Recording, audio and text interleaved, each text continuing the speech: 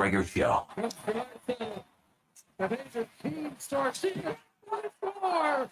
They got a bounce. The Major King. And it's a 2-goal lead again. On Sports 1440.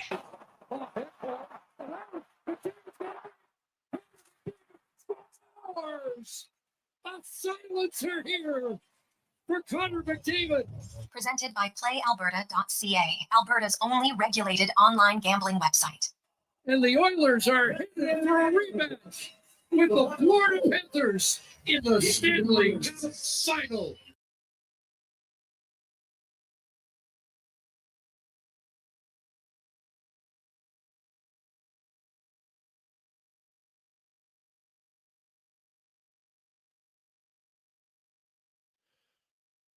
A positive Friday. How are you? And welcome to the Jason Gregor Show, Sports 1440, sports1440.ca, Oilers Nation, YouTube, Facebook, X, and Instagram.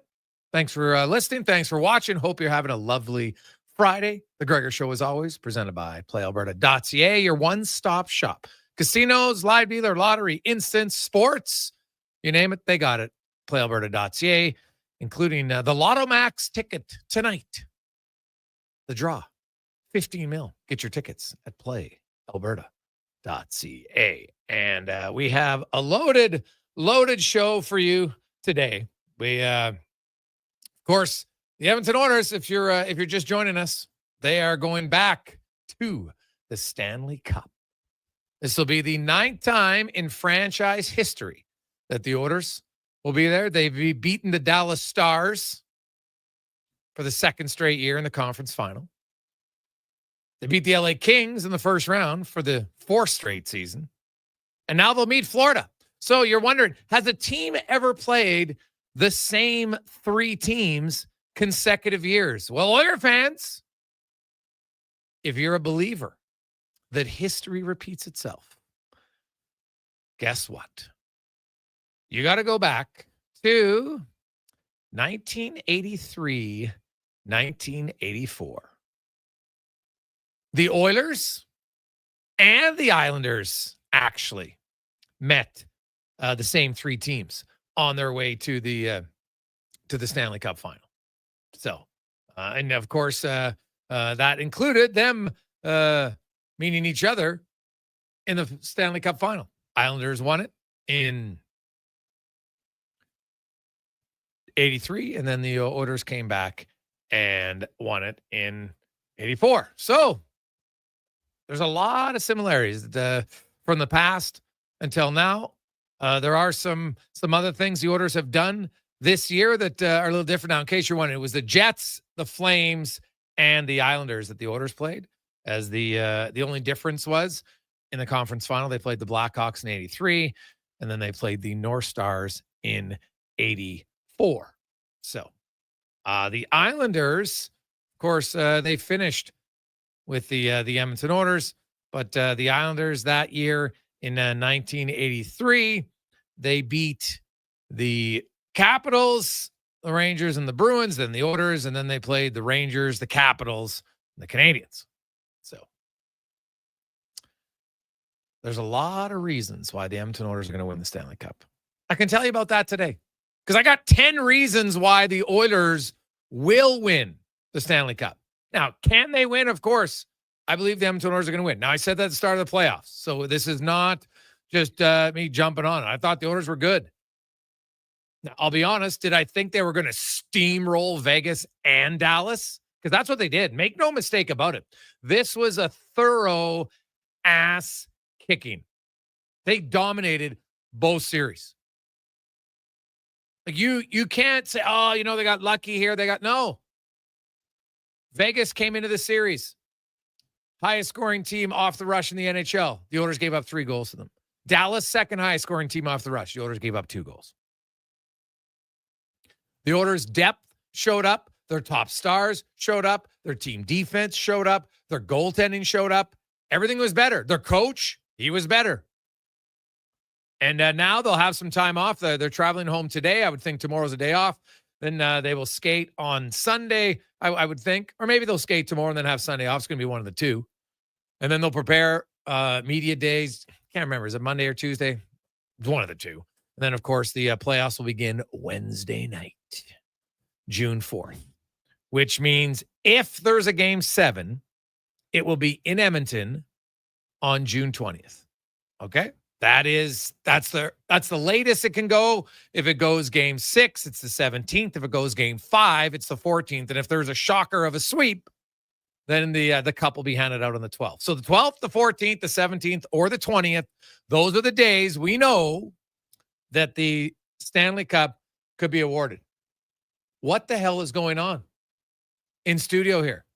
Like, I'm already frozen, and now like they just cranked up even higher, Connor. What the hell is happening? You're like, what is going on? There was a thud, and then Arctic blast just God, rolling through the pipes here. Like I am, and trust me, I don't even like. Normally, I'm not cold. I'm the guy who hates being hot, but like, come on here. You're gonna have to talk to somebody. But this is next level. Freezing. Like, you know what? Tell you right now, the nips are like rock hard, man. Cut glass right now. Might have to go to crystal glass. No problem. Woo, mama. So we'll get the thoughts on that, and you look at the Oilers. Now, there's a few things from last night's game. Number one, just what a great start for the Edmonton Oilers. And the Dallas Stars, so you put Maverick Bourque in the lineup, and then he takes that penalty. Now, I don't even care if it's, like, obviously it wasn't on purpose. It doesn't matter. Your stick got a guy right in the face. And the Oilers power play, we talked about it yesterday. We said the Oilers power play has been good. It was 29% in the playoffs. It just hasn't had as many chances as last season. But here we are, and guess where the Oilers power play is now? 30%. It's pretty good. Right? It's real good. And their penalty kill, it's never going to be great because it was so terrible to start, but it's getting better. They are the highest scoring team in the playoffs at 4.06 goals against. And if you look at it, they're now up to 4th fewest goals against, despite giving up 12 in the first 2 games. Because since then, in their last 14 games, the Oilers have allowed 33 goals. It was a slow start, but man, they've dominated. They're 12-2 in those 14 games. If you just look at the Vegas and Dallas series, they outscored Vegas and Dallas 38-19, 5-on-5. Like, we're not talking about a close series. Like, these were 5 games, and this was 5 games almost flattered both teams in Vegas and Dallas, honestly. The Oilers were full marks. I'm chuckling at how many people, like, you can tell someone, and I'm sorry, this is media people, this is fans. All you got to do is follow it on the internet. You can tell people, they're like, oh, Edmonton had an easy path. Yeah, they made it look easy. When the playoffs began, who had Vegas and Dallas ranked ahead of Toronto and Carolina? Everybody. Nobody had Toronto and Carolina ranked ahead of those two. And the Oilers absolutely steamrolled them. Okay? Do you know the Oilers, the 3 teams they played were all top 6 in points in the regular season? Top 6. Florida's had 1 opponent in the top 6, Toronto. And you're telling me that Edmonton had an easier path? Like there are days where people will say stupid things, and then you wonder, and the worst is they actually believe it. Like, there's one thing, sadly, now in our society, it's like, hey, you can say whatever you want, freedom of speech. No, there's still consequences for stupidity, and you can be called out for it. But to claim that the Oilers had an easier path to the Stanley Cup than the Florida Panthers, are you kidding? Give me a break. The Oilers are good. And the Oiler fans, you should be very confident that your team's going to win. Because I think the Oilers are the better team. Their puck-moving defense. Now you got Matthias Ekholm. Yesterday was the first game all season that those 6 D-men played together. And, like, I know there was some consternation, and I disagreed with it. Oh, Troy Stetcher is the nurse whisperer. Wasn't true. The numbers didn't back it up. And look at yesterday. Kulak and Nurse. Do you know how many shots they were on for against 5-on-5? 1. And that was on the Brett Kulak giveaway. Now, Kulak's not normally a guy to do that. Nurse had peeled off the right way. Nurse is wide open because Dallas has 3 forecheckers on the right side of the ice coming in on the forecheck. Kulak goes across the ice, Nurse has an easy breakout. Even if Kulak goes off the boards and out, they would catch him because they had 3 guys deep. It was a rare bad decision from Kulak. That's the only shot on goal the whole game that Nurse, when they were paired together, and that's 50 minutes and 43 seconds. Those guys were on for one other shot against in the entire game. And they were playing separate at that point. So, don't tell me this defense core isn't good. Matthias Ekholm, they were able to just bring him in, didn't have to overplay him. Do you know who played the most minutes? It was actually Wallman and Klingberg who played the most minutes against Dallas's top line and Rantanen. Now, they kind of switched back and forth because Rantanen was getting double shifted and played all over. But it was 637 for Wallman and Klingberg. Bouchard was at 555. Kulak and Nurse were at 546 and 540. And then Ekholm was at 521.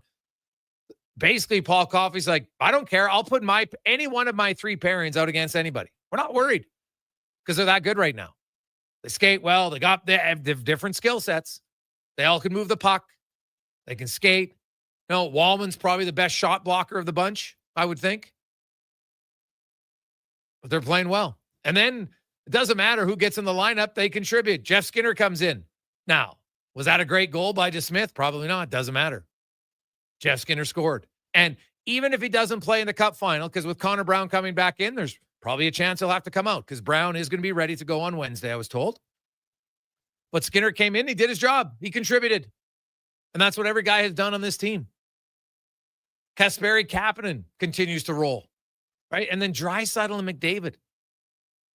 Leon Draisaitl came into this season with a 1.46 points per game in the playoffs, which is the 4th highest all time of players who have played at least 50 games. It's actually 4th highest of guys who played 35 games. And what's he done this year? He's actually improved on that. He's at 1.53 points per game. McDavid's at 1.56. McDavid's at 1.63. You got the 2 of the greatest playoff performers of all time on the same team, and they're both healthy. Did you hear McDavid after the game? He's like, well, you know what, this one, he's like, yeah, it feels a little easier and calmer. Well, yeah, they didn't have to go to 7 games. They weren't down in they were to Vancouver. The only time they were down was the first 2 games against LA, and then they've won 4 in a row. Then they won 2 in a row in Vegas to start. Right. And they had a tough loss in game 3, own goal with 0.4 seconds left. What do? They shut them out the next 2 games. Then they go to Dallas. They're up. They win. And they just come home, keep dominating. Winning in 5. Right? The first game, they actually dominated the first game until 3rd period. Right? Lose that. And then they're like, okay, we'll show up. And they won 4 in a row. There hasn't been much stress. So I think mentally, they're fresher. Physically, they're fresher. Draisaitl had 24 points in the last 2 rounds, or the first 2 rounds last year. Then he got banged up. He only had 7 points the rest of the way. You think Leon Draisaitl's only going to have no goals in the Stanley Cup final again and no points? Doubt it. He'll be much better. Evander Kane is fully healthy this year. He was basically playing on, no abductors, no groins. Didn't even play in the final 5 games. Yeah, it sucks they don't have Hyman, but they got a lot of depth. They're built to handle Florida better this year. Because if you wanted to go rat mode on Marchand, though, hey, Corey Perry raises his hand. Evander Kane, Matthew Tkachuk. Right? Trent Frederick can play physical. Nurse can play physical. Podkolzin can play physical. They can handle Bennett and those guys collectively. They're not going to get rolled over like Carolina did. So, and then and this is the big thing. You've got McDavid and you've got Draisaitl. And history tells us the superstar players, they win. They don't always win. But this is their second time. They've learned a lot from last year. And they are going to win. And actually, because I think a lot of people are going to say Oilers in 6. And I get it. I'm taking the Oilers in 5, actually. Because I think they're going to control this series. They're faster than Florida, just like they were faster than Dallas and they were faster than Vegas. And as good as Florida is, they're solid. They're not as good as Edmonton, in my opinion. So now that's hey, we'll have to wait till the games play, but that's how I see it. Let me know what you think. 833-401-1440, 833-401-1440. You can Text us in our inbox. Coming up on the show today, we got a loaded one. We're going to hear from Craig Button right away from the Memorial Cup. The semifinal goes tonight. The finals on Sunday. The Medicine Hat Tigers are in. Some big news out of Victoria. It sucks for Victoria's. Two of their young players are going to NCAA. Not ideal. Laurianne Munzer will join us. We got Wanye Gretz. George Richards will get the Florida side of things. Is this Panthers team better than last year? Different? We'll see. Some are saying better. I don't know. We'll see. Colin Livingston, got tons of racing to get to. Ed Hervey, GM of the Elks. So it's the Elks have their second and final preseason game tonight at home. We're going to see most of the starters in the first half for the whole first half. I'm curious to see now because under this offense for Trey Ford, right? Like there's going to be some coaching up for Trey Ford because I don't think he got a lot of it, if I'm being honest, over the last few years. Right? They're going to, the way the system runs, of course you want him to go out of the pocket sometimes, but you want him in the pocket. Now, there's got to be a balance because to me, if you just say Trey Ford, you only have to be a pocket quarterback, I think you kind of neuter him a bit. So where's the balance? We'll find out tonight. We got Speck and Low Tide, 2-minute warning with Tater. So a loaded show for you. Hey, Gregor, could we keep the Nurse Whisperer nickname, though? That's gold. Pipeline Steve.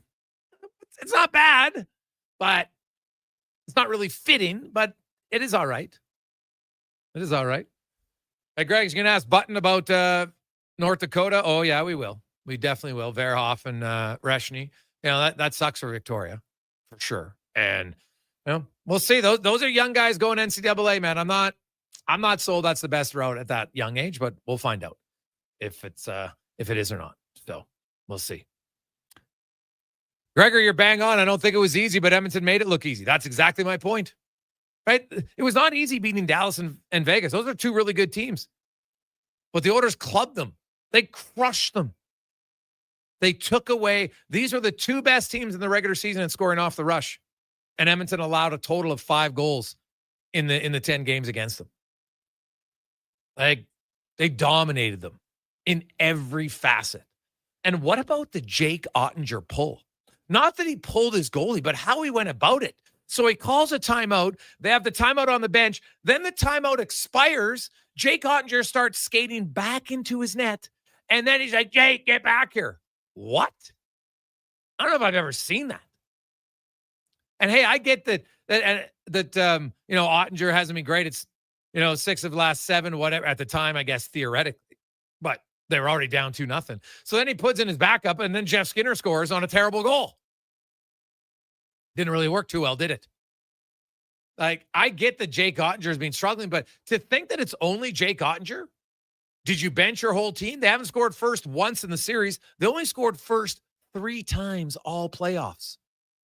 All right. The guy you put in the lineup, coach, took a penalty in the first few minutes of the game that allowed the Oilers to score a power play goal. And was it Jake Ottinger's fault that then Janmark came in on a breakaway? Like, I found that odd. No, I know. Now, emotions can get the best of people. Obviously, Ottinger's numbers haven't been great. Although Skinner's just been better. Right? Skinner's just better. I know people don't want to admit it because it might have to admit you were wrong because you're all like, Skinner sucks. You can never win with Skinner. Well, he's got back to the Stanley Cup final again. Right now, he doesn't have to play every game. He doesn't play every game in the regular season. But he's looking pretty good now. And you know what? Now, the Oilers, you don't want to give up that many quality chances all the time, but you need your goalie to make some saves. And he did.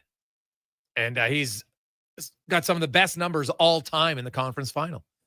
And for Oilers, obviously a better start in the first 3 games. Captain Obvious. Hello. Welcome to the show. We know it. And here's the other thing. The Oilers have home ice advantage. In the salary cap era, home teams, 13-6 in the Stanley Cup final. It's an advantage. Later on in the playoffs, the numbers don't lie. In fact, the last 5 Stanley Cup winners all started at home in the Stanley Cup final. So that bodes well for the Oilers. Take a quick break. We'll come back. Craig Button and more on the Gregor Show, presented by PlayAlberta.ca. I take possession of my commercial space in 3 months. I need lighting. I need a fire alarm. I need data. I need a generator. I need panels. Sounds like a job for the men and women of Action Electrical. Projects team reporting. We design, build, and construct all the electrical systems for your projects. Need everything to work right? Get the Action Electrical Project team on your site. Facing an electrical menace? Call the men and women of Action. Operating throughout Alberta at actionelectrical.net. Get moving with Volvo and save big for summer during the May sales event at Volvo Cars Edmonton. It's the final month to lease or finance a 2025 XC90 plug-in hybrid from 1.49% and save $5,000. Lease or finance a 2025 XC60 plug-in hybrid from 0.49% and save $3,000. Lease or finance a 2025 XC40 from 0.49% and save up to $2,000. Volvo Cars Edmonton. Great vehicles, better services. Only at VolvoCarsEdmonton.com. I'm Ryan Nugent-Hopkins. And I'm Zach Hyman. And when we're not making juicy, sweet passes or having my goals disallowed, we're working for Legacy Heating and Cooling. You know, guys used to call me a plumber. And now they call you an AC repairman. Nice. Hey, guys, you're not here to fix air conditioners. You're here to sing the jingle. Oh. Well. Okay. Call Legacy. Call Legacy. No payments and no interest for 1 year from qualified installers. Legacy Heating and Cooling. 24 hours a day, 7 days a week. Edmonton sports fans stay informed with Sports 1440. Stream us. Listen to us on the AM dial. However you consume this radio station, thanks for listening. Are you an elite athlete or weekend warrior and you just want to enjoy playing the sport you love with less or even no pain? Have you tried every exercise and stretch imaginable, hoping the next one might do the trick? Well, you tried analog. At Leading Edge Physiotherapy, we believe healing can move along better and sometimes even faster with evidence-based technology techniques and the people who know how and when to apply it. StimPod, zero-gravity treadmills, radial shockwave, and so much more at your fingertips when you click to find us at leadingedgephysio.com. A pizza from Papa John's is already pretty great, but you know what's even better? 2 pizzas from Papa John's. For a limited time, get a medium one-topping pizza for only $6 when you order any large specialty pizza at regular price. The works, the meats. Pick your favorite specialty pizza and get even more delicious Papa John's to enjoy. Whether you're feeding your family, your team, or yourself, get your next meal from your locally owned and operated Papa John's. Better ingredients, better pizza. Papa John's. Spring cleanup is a breeze with the Lawnmower Hospital and Echo Pro Attachment Series. With one power head and 16 different attachments, the Echo PAS powers through almost any spring cleanup job. And speaking of power, Echo now has a battery-powered power head that uses the same attachments as gas. Find out how commercial landscapers can save 20% for 24 months with the Landscaper Fleet Discount Program. See lawnmowerhosp.com. The Lawnmower Hospital. At Fountain Tire, we're all about one thing, taking care of your vehicle. Oh, and your wallet. I guess that's 2 things. Save up to 20% off select tires until June 14th. Fountain Tire. We're on this road together, Canada. Get moving. Step away from the screen. Lace up those shoes and explore the outdoors. Whether it's a leisurely walk, a bike ride, or taking the stairs, every little bit counts. Healthy habits aren't made alone. Grab a friend and do it together. The locks are on a timer. They're going to get out. Sounds like jobs for the men and women of Action Electrical. Service team reporting. With the remarkable reach of our bucket trucks and other equipment, we assess, service, and maintain your electrical lighting and automation systems. Facing an electrical menace? Call the men and women of Action. Operating throughout Alberta at actionelectrical.net.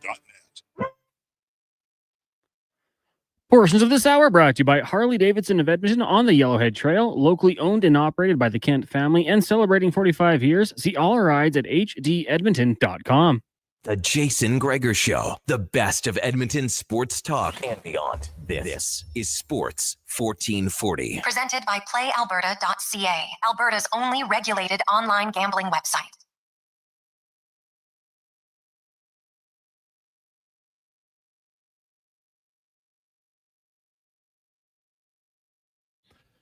.224, welcome back. Jason Gregor, Connor Halley, Sports 1440. Sports1440.ca, Oilers Nation, YouTube, Facebook, X, and Instagram. Thanks as always for listening and watching. We really appreciate it. Our numbers keep coming up. We're getting new texters all the time to the show. So Thank you very much. We appreciate it, and keep supporting all of our local sponsors. They're a big reason why we are on the air. Gregor Show presented by PlayAlberta.ca. So get there. Use the promo code Gregor50. Guess what? June 1st is on Sunday. You'll get a new one on Sunday if you like. PlayAlberta.ca. Let's get to our playoff report, brought to you by your Alberta GMC dealers. Truck month continues, well, through to the weekend. So stop in, get a $5,000 cash purchase credit on a 2025 Sierra HD models. See more at gmccanada.ca. As Craig Button from TSN, of course, former NHL GM, Stanley Cup winner, now ace analyst with TSN, and he's at the Memorial Cup where the Medicine Hat Tigers have punched their ticket. They're into the final. They're going to wait and see. Are they going to face London or Moncton as the semifinal goes tonight? And Craig, I know in a one game anything can happen, but who do you like going into the semifinal?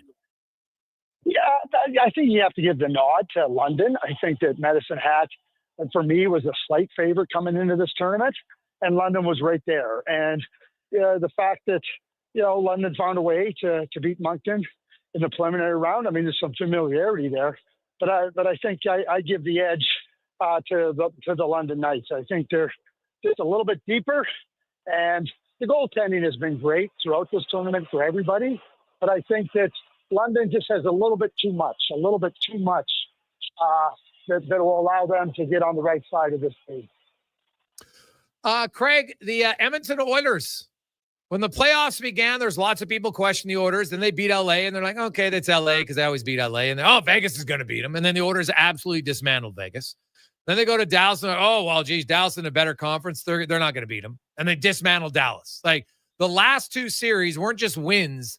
They dominated. They were full marks for it. The opposing coach is pulling his goalie after 2 games. And one of the weirdest goalie pulls I've ever seen. Like, if you're going to pull your goalie, when he comes over before the timeout, you say, okay, Casey, you're in, Jake, you're out. And then you talk about what's going to happen. Like, I don't know if I've ever seen a guy that rattled that his goalie skates back out after the timeout. And then he's yelling at him, come back here, you're out. It was crazy.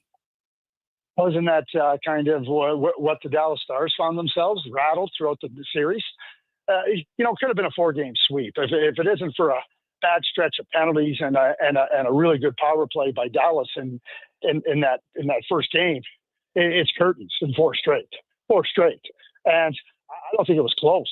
After I watched the first game and then I saw how Edmonton dismantled the Dallas Stars in game 2, I said, this thing's over in 5. And I don't think Dallas was close. They might have thought they were close. They weren't close. They weren't close defensively. They weren't close offensively. They weren't close in goaltending. They weren't close in standing up to the grind or the toughness. And quite frankly, they rolled over. And hey, I give the Edmonton Oilers a ton of credit because they pushed them to roll over. And I think that becomes a real big significant thing over there. You look at this final now, it's a rematch, which is outstanding. I love the fact that it's set up. We don't see it very often in the National Hockey League. Hasn't happened since 08-09. And then before that, 83-84. These two teams know each other, Craig. I think it's hard to beat. Like, you got 2 good teams if you're both in the final. It's hard to win both. It's never been done before since the league's expanded to 21. And Edmonton has home ice. And in the salary cap era, home ice in the Cup final has mattered to the tune of 13 wins and 6 losses. How do you see this final? Well, the Florida Panthers have been great on the road. The Edmonton Oilers have been great on the road the first three series. I don't think either one of these teams is uncomfortable playing on the road. I don't think they are in any way, shape, or form. I think it's an evenly matched series. One of the things we saw last year was Zach Hyman wasn't at full health, and then he had to leave the series. And we're watching Evander Kane. Sorry, I said Zach Hyman, I meant Evander Kane.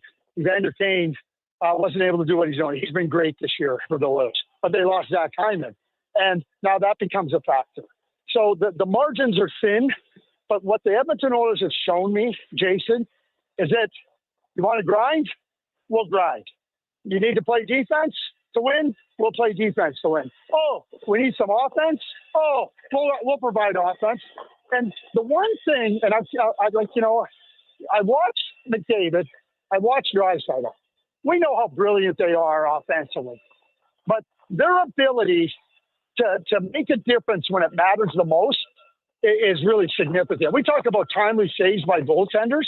That fourth goal last night by McDavid, it just took the starch out of the Dallas Stars. I know they made it at one point. They made it a one-goal game, but it wasn't close. And I think time and time again, the Oilers show that. Listen, I think that the Oilers have found a real strong level of play in all those areas I just mentioned.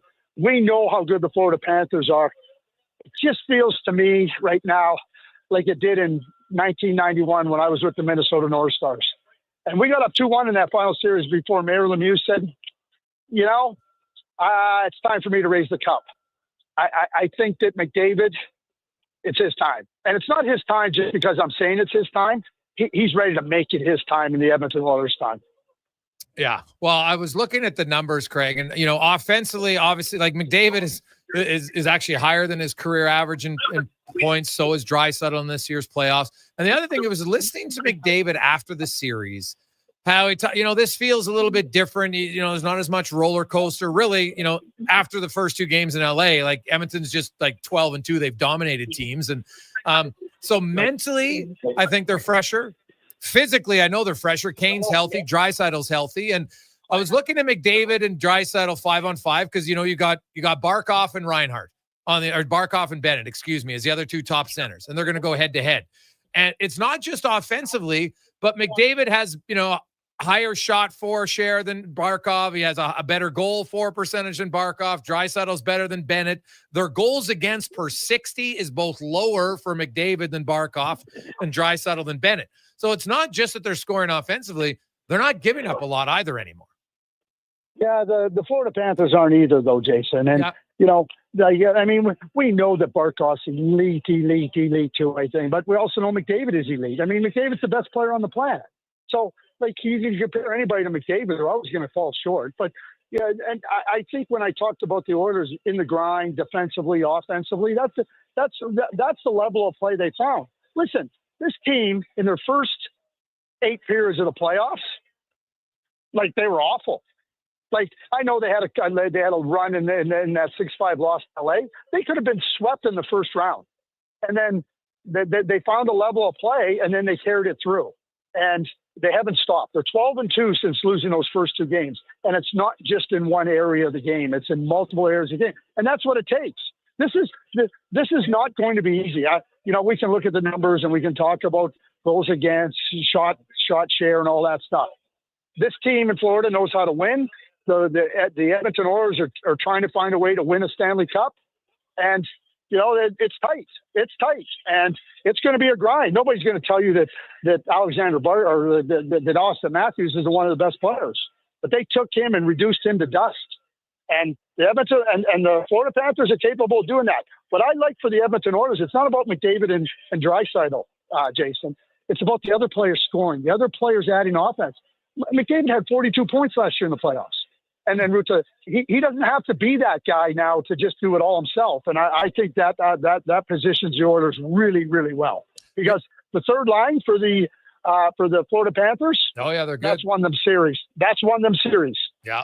No, they've been really good. The crazy thing is McDavid had 1.68 points per game last year. He's at 1.63 this year. He's basically being as good. They've played fewer games, but the rest of the team is scoring so much that I'm not saying it gets overlooked. It doesn't seem like it's as reliant because everybody else around him is producing, including Draisaitl is even higher than he was last year, which helps out a lot. That's a great word. That's a great word. Reliant. You're not reliant just on 97 and 29.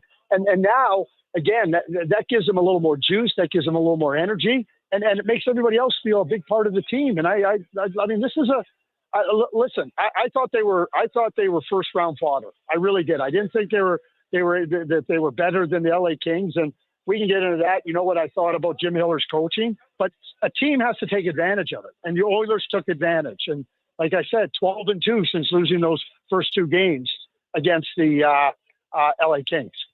Craig Button from TSN joins us. Craig, I want to go, Dallas and Carolina are now out, and Carolina, they're kind of the same team we thought. They're a good team, but they lack a key piece. It's really hard to get a superstar, so we'll see what they do in the offseason. I don't like the makeup of their team. I think they got too many small wingers. That's something I would look to address if I was them. What about Dallas? That's 3. They're the first team in NHL history to lose in the conference final 3 years in a row. It's good that you get to the conference final 3 years in a row. It's bad that you can't take the step to get there. They've lost at the Pacific Division each time, Vegas once, Edmonton twice. And I know this offseason, Jamie Benn's contract's up. They got a few other veterans that are up. Jay Gottinger's new deal kicks in. His coach just benched him in the last game. So what do you make of Dallas and the offseason ahead for Jim Nill? Well, I mean, you got Wyatt Johnson starting a new contract. By the way, one of the worst players in this year's playoffs. I mean, just awful. Couldn't even play a lick. Matt Duchene, awful. Mason Marchment, awful. Jason Robertson found a way to score a few goals. And I'm just going to the first 3 lines. When you have 3 or 4 players in your top 3 lines that are giving you nothing and are hurting your team in so many different ways, and you're short. You're playing 5 of your 9 forwards against the other team's 9. I think Jim Nill, he better find a way to get some hard, heavy players and some competitors, because when it got hard, Wyatt Johnson was nowhere to be found. Matt Duchene was nowhere to be found. Jason Robertson, for the most part, was nowhere to be found. And if you're counting on Jamie Benn to lead the way in this thing, then you've made a mistake. The blue line had 2 years in a row now. Last year, he trades for Tanev, and then he's left vulnerable because Hakanpää can't play, and they can't play Nils Lundqvist. Yeah. Again, this year, the blue line, the right side defense was not very good. Really, if they want to get to the next step, they got to improve the hardness in their forward group, and they got to improve the blue line. And I agree with you on Carolina. Good luck trying to win with small little players, because all you are is a small little good team. Yeah, totally agree. So I'll be curious to see, this offseason, there's some free agents. There's guys with contracts around. There's lots of cap space, Craig. I think we could have an interesting summer in the NHL with a few big names being moved, not only in free agency, but also in trades. There's no question. But again, so you talked about the Carolina Hurricanes. See, I don't think the Carolina Hurricanes need superstars. They need heavy players that can play on the wall. That's what they need. Just go look at what Bill Zito did. So he adds Mikkola as a free agent. He ends up with Luotsaarinen, right? Luotsaarinen, they got him from Carolina. How good would he look in Carolina? Oh, they got Forsling from Carolina. How good would he look on that blue line? And we know that they drafted Lundell. You got to make a concerted effort to go and find those types of players. And I don't think Dallas needs star power. What they need is hard players. They need hard players who are going to dig in and play hard and when it matters the most. I don't think either one of those teams have enough of it. Greg, I want to switch to back to the WHL, really kind of the Memorial Cup. But the news today: Victoria loses 2 of their young players going to NCAA. What do you make of that decision? Okay, so this is the first I'm hearing of it. Who are their 2 young players? Reshny's gone and Verhoff. And where are they going? Oh God, North Dakota. Okay, so I mean, bottom line is, I think James Patrick is a hell of a coach. I really do, and I think that you watch Keaton Verhoff and how he developed under James Patrick, and I think Cole Reshny did the same thing. Obviously, the new coach, Dane Jackson in North Dakota, he's not as good a coach as James Patrick. I get that there's more doors open for players, and I get that they're looking at their development. And I don't know if it's a Victoria thing or they just feel they're going to have a better chance in North Dakota. I'm going to be very clear here.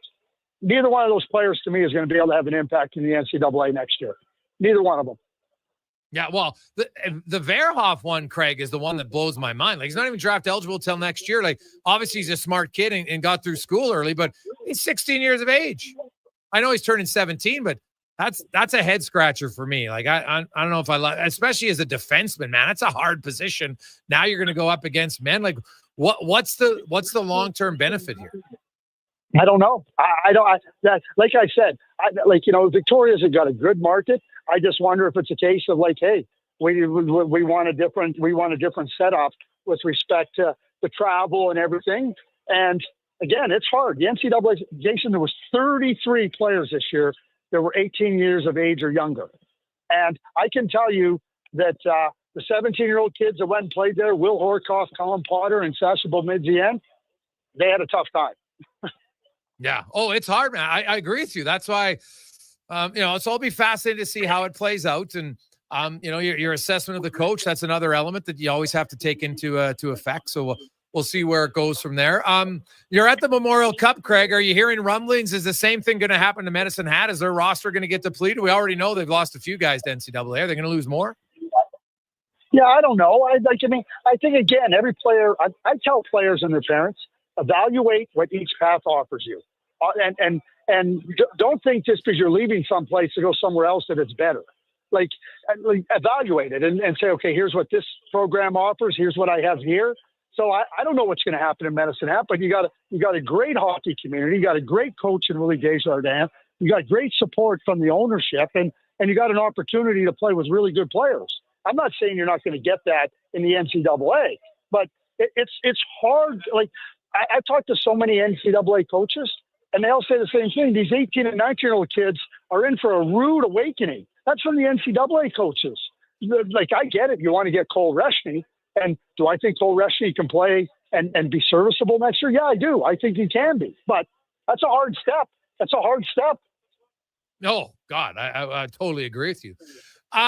Lastly, the Tigers.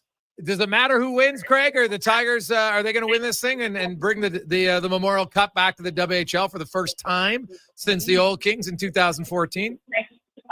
I thought they were the slight favorites coming in. They got Basha and Lidstrom back in the Western Hockey League final. I have no reason to believe it'll be different. So I'm sticking with the Hat to find a way to win the Memorial Cup. Craig, great stuff, man. We appreciate it. We'll be watching. Enjoy the broadcast. Thank you. There you go. That's Craig Button from TSN. So, if you missed it, Cole Reshney and Keaton Verhoff have committed to go to North Dakota. Interesting. Very interesting. Because, hey, NCAA is hard, man. And you know what? Maybe there's some finances. But here, the reason I don't get the finance argument, if these players are that highly touted, you know how much money you're going to make in the NHL? A significant amount. Right? So money shouldn't be the motivator to go. Because if you're confident that you're going to make all the money, so what's best for your development? Now, maybe they believe, hey, you know what? I want to go in the gym and that's okay. Nothing wrong with it. But it's it'll be interesting to see how it works out. I'll tell you right now, some players are going to go to NCAA from the WHL and the OHL, and you know what? It's not going to be fun for them. It's not going to be successful, and some will come back. I think you'll see a mass exodus early, and then people will see, well, geez, how's it working? Because the other thing is, you commit to a school, and because of the wildness of free agency, the school you commit to, by the time you go, they could have signed 4 or 5 other guys in the next year. And now all of a sudden, you're way down the depth chart. So there's good to it. There's also going to be some negative sides to it for sure. Take a quick break. We'll return to the Gregor Show, presented by PlayAlberta.ca. From Papa John's is already pretty great, but you know what's even better?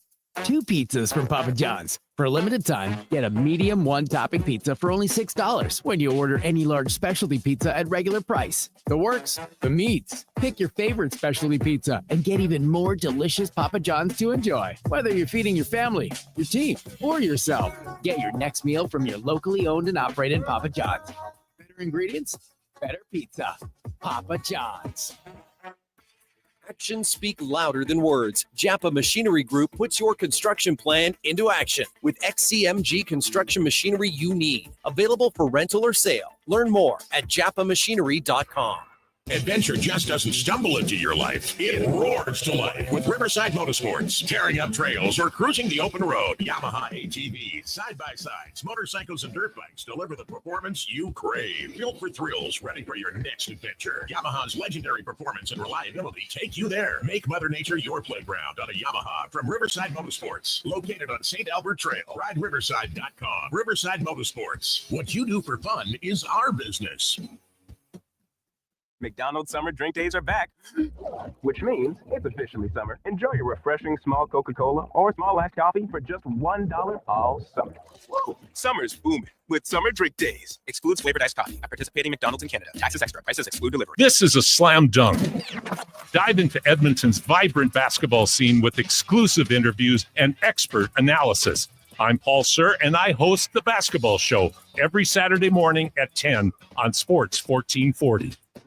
Legacy Heating and Cooling jingle auditions take one for Gene Principe. Hey, thanks for being on time. I'm always punctual. Now, how about some cool beats while I drop the heat? Ready when you are. Call Legacy. Call Legacy. Nice. Boom! I'm a musical genius. Legacy's going to love this for AC season. What's not to love with no interest and no principal payments for 1 year? Are you always like this? Yep. Unlike Legacy, I never know when to cool it. Legacy Heating and Cooling. Scott McGilvery here, HGTV host and renovation expert. The one upgrade I know homeowners will love: better, fresher Culligan water straight from the tap. Culligan's Aquasential reverse osmosis filtration system takes your water to the next level. With up to 7 stages of filtration and 14 filter options, they're certified to reduce over 90 contaminants. Your tap water is about to get a major upgrade. Safer water that tastes great. Get started with a free in-home water test at Culligan.com. Culligan, water you love. April showers brought huge deals to Wolf GMC Buick. It's truck month all of May, and we froze our prices on in-stock inventory to save you money. Get 0% financing for up to 72 months on some of our most popular Sierra pickups, or select up to $8,000 off on these amazing trucks. If you're in need of an SUV, good news, we have a great selection of Buicks and GMCs. Plus, Costco members may be eligible for an additional $1,200 discount. What are you waiting for? Spring into Wolf GMC Buick. Wolf GMC Buick. We're making it easy. Need a golf cart that works as hard as it plays? The Golf Cart people can help. They offer a wide selection of new and used models, including Club Car. Whether you're after a lifted cart for the cabin or a sleek ride for the course, they'll help you find the right match. Add accessories or explore ready-to-go options available now. Trusted by Albertans since 1997. The Golf Cart People delivers quality and experience. Visit golfcartpeople.com to find your cart and hit the road or the fairway your way.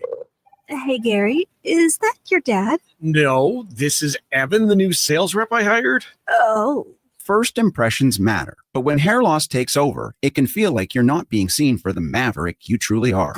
Hi, I'm Dr. Vance Elliott. At Advanced Hair and Skin Surgery, we know that hair loss is more than just a cosmetic issue. It's personal. Let's discuss all the cutting-edge options available so you can make a great impression every time.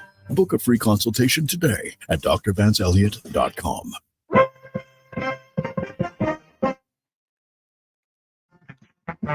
Portions of this hour brought to you by On the Rocks. Watch every Oilers game at OTR with $5.25 Molson Canadian, $5 Pink Whitney shots, and 60-cent wings. Plus, play Oilers Score and Win for your chance to win On the Rocks gift cards. Oilers Hockey at OTR. Book your table today. Jasper Ave and 118th.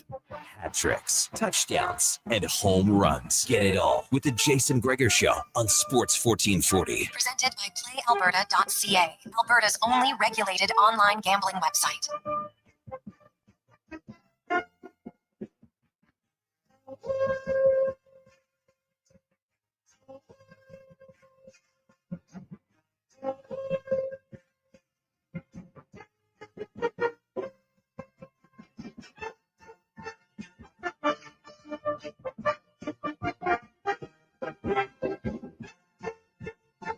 Continues on. Jason Gregor, Connor Halley, Sports 1440, Oilers Nation, YouTube, Facebook, X, and Instagram. Hope you are having an awesome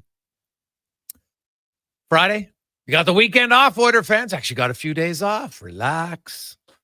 You'll have this. Actually, you know what? You have this weekend off and next weekend because the Oilers will play Wednesday, Friday, and then have Saturday, Sunday off. So I guess, well, Friday's not technically it's a weekend, but you know what I mean. Like you go on Friday, have a great time, and then Saturday and Sunday, you don't have to worry about it. Who knows? Your team could be up 2-0 by then.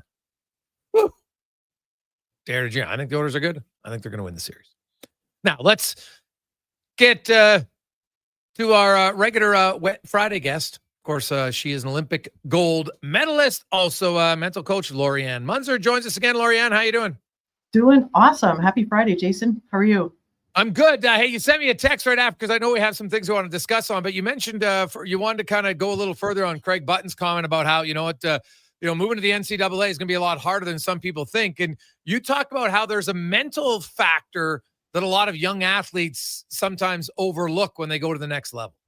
Absolutely. And it's not just the younger athletes, but since we're talking about the Victoria athletes, it can be a deal breaker or a deal maker. And most of the times it's a deal breaker because they truly do not have an idea of what they're getting into. There's, the myth, there's the lure of everything that's coming down the pipe. But then the preparation to get them mentally prepared for, like, it's going to be a change of plans, totally change. And if they are not set at home with really good standards, really good rituals, really good habits, that's when the wheels are going to fall off. And, it may end up being, mom and dad are coming down, or they're relying on somebody, in their new place to help them out, to make that transition.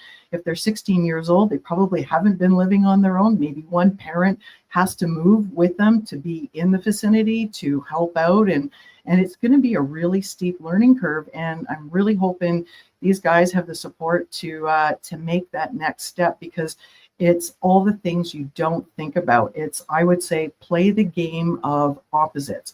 Write down everything that you know, and then go on the polar opposite of what are all the different curveballs and surprises that you may have to deal with when you don't have the support around you. And that would help, but you're still going to be a small goldfish at the next level. It's not necessarily going into the ocean, like if you're talking NHL, but there are the different levels. You're, a big fish in a smaller pond, but now you're moving up and it's going to get bigger. It's going to get wider. You're going to get eaten up and spit out.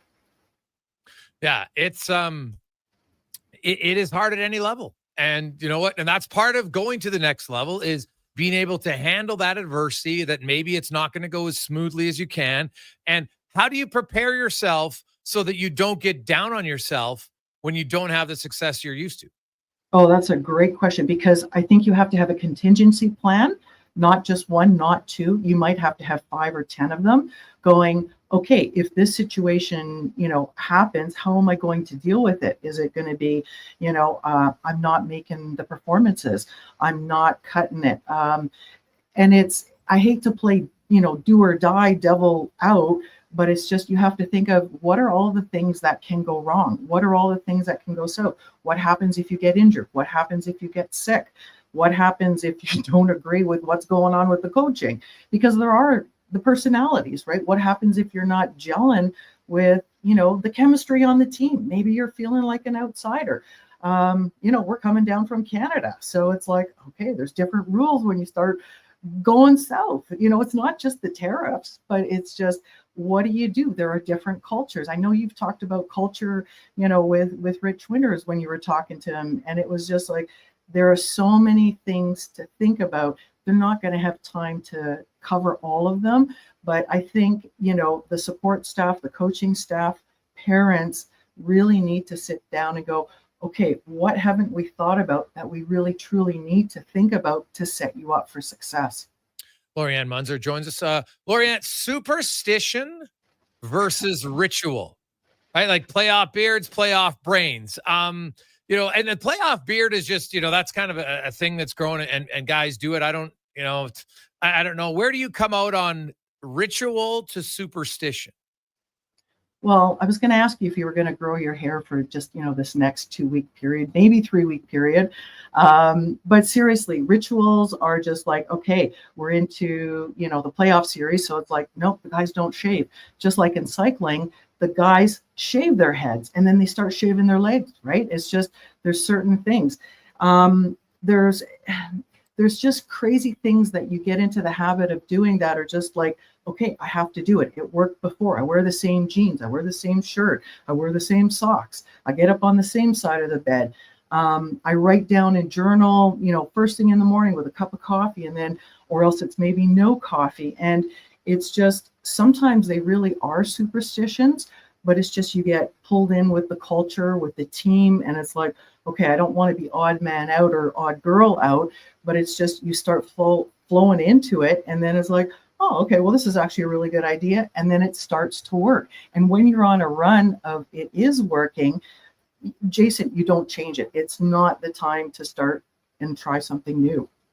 And it depends on the personality too. Some people are naturally a little bit more superstitious. Some are like Michael, and they're a little stitious. So it all depends on what you want.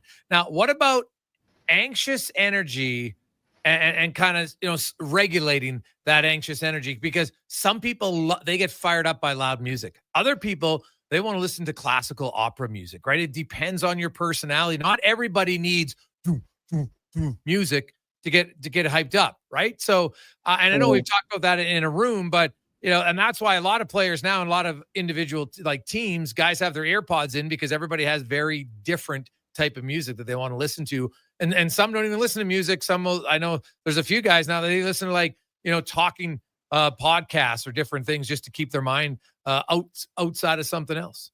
Absolutely. I call that distraction therapy. And it's going to be so many different things. Like some athletes are going to read. I know when I was in Ipoh, Malaysia at a World Cup, I was trying to calm my nerves and I had a really thick book. It was Ayn Rand's Fountainhead.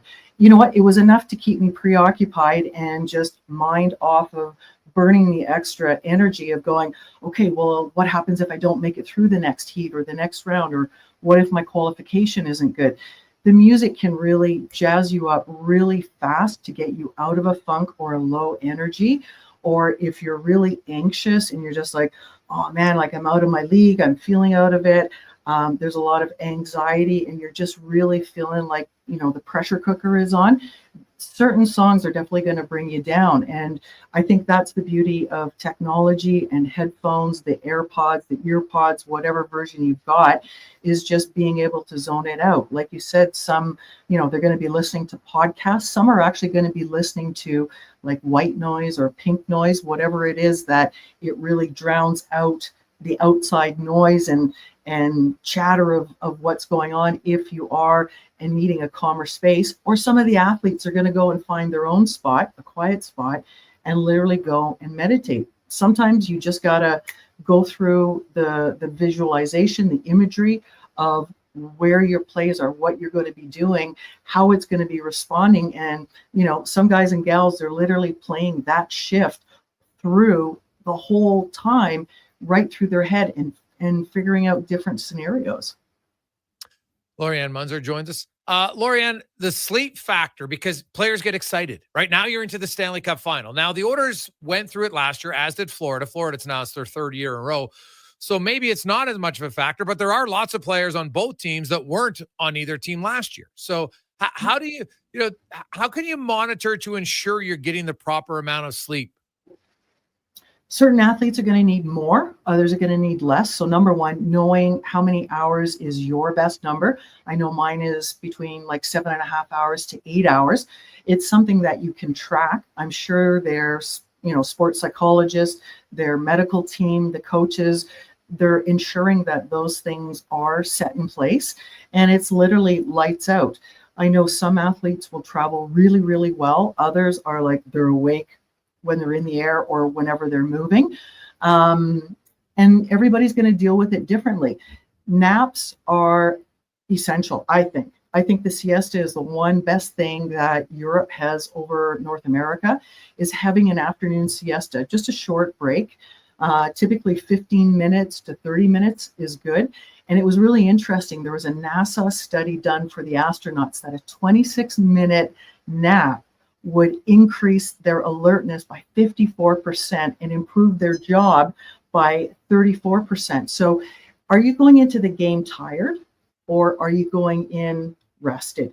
Because there's so much recovery, Jason, that happens when we are sleeping that we don't realize. Our brain never shuts off. Like it's a muscle, it's an organ that is always going. But we can close off and shut down our thinking mind versus our automatic subconscious mind. But we still have to let the body repair and rejuvenate. And sleeping time is the best time for that. Laurianne, great stuff. Enjoy the weekend, and we'll chat with you as we queue up what will be game number 2 next Friday. You betcha. Have a good weekend. That is Olympian Laurianne Munzer. She's also a mental coach. And I think it was great advice early on for anybody out there, because you have sons or daughters who are in sports, and sometimes like just changing schools, right? You go from grade 6 to grade 7. It's some kids love it. Others, all of a sudden, now you got to have a locker. It's a challenge. Then you go to high school. There's all sorts of different phases. And so talking about it, and trying to prepare yourself rather than just say, well, just deal with it. It's not always that easy. And especially in sports and athletics, because you go to the next level, there's lots of other kids that are trying just as hard as you. So there's the pushback. Makes it challenging. Let's get to the Con Man Sports 1440 update, brought to you by Legacy Heating and Cooling. Home with no payments, no interest for 1 year on your AC unit. It's going to keep you cool all summer at legacyheating.ca.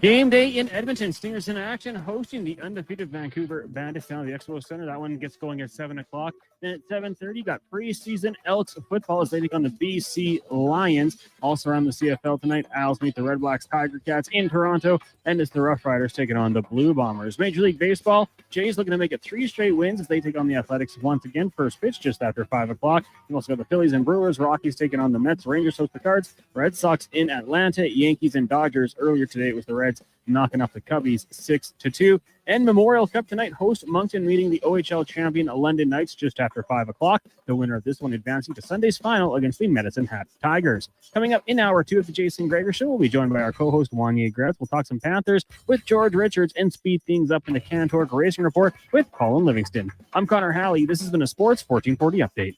Sports 1440, a Stingray radio station broadcasting on Treaty 6 territory. Download the free iHeartRadio app and listen to CKJR wherever you go. If you bleed orange and blue and you're not using the all-new Play Alberta Sports and Casino app, then you're missing out. It's the only online sportsbook with odds boosts on all Oilers games. And now, it's not just sports. Play the slots, hit the tables, buy lottery tickets, all in one app, all across Alberta.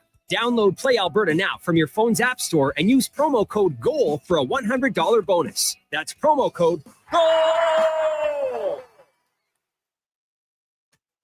Silent Rides is one of Alberta's premier bus charter companies. With state-of-the-art motor coaches, we provide our customers with the safest and most reliable ground transportation. Our seatbelt-equipped buses have become the preferred carrier for many local sports teams, tours, corporate outings, and other various travel across Western Canada. For more information and to request a quote, call 1-877-748-0991 or visit silentrides.ca. With all the news about tariffs and price hikes coming our way, you have to be strategic with your money. St. Albert Dodge knows that and has some good news for you. Right now, all Ram 1500s are available with 0% financing for up to 72 months. So think about it. You can get into a brand new Ram 1500 right now at pre-tariff prices, while selection is still good, and pay 0 interest on your financing. That keeps more money in your pocket. And that's how easy it is to do business at St. Albert Dodge.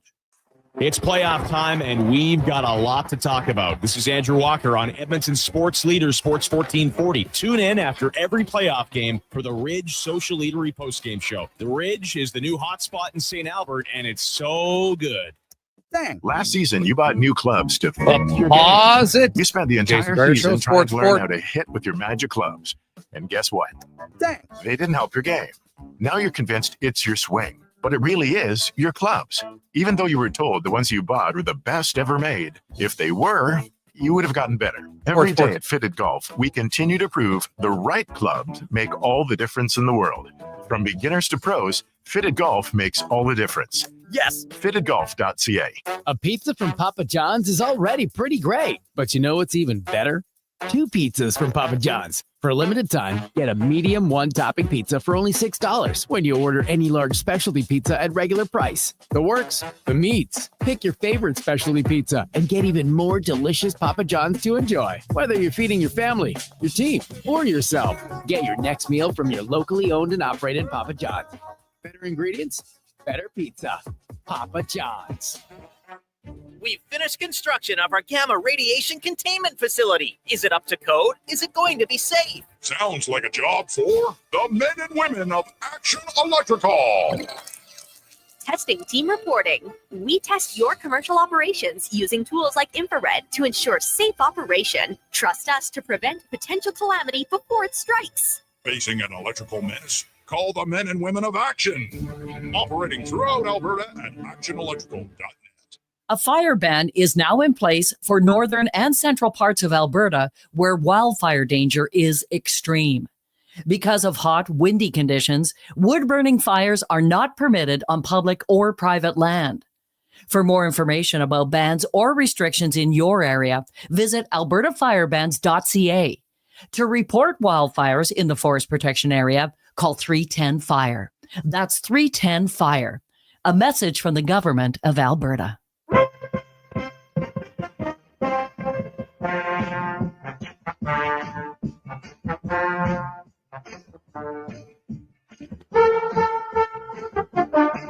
Portions of this hour brought to you by Cantork. We offer sale, rental, repair, and calibration of hydraulic, pneumatic, and battery-powered torque wrenches, stud tensioners, and flange maintenance equipment. Order today at cantork.com. Hat tricks, touchdowns, and home runs. Get it all with the Jason Gregor Show on Sports 1440. Presented by PlayAlberta.ca, Alberta's only regulated online gambling website.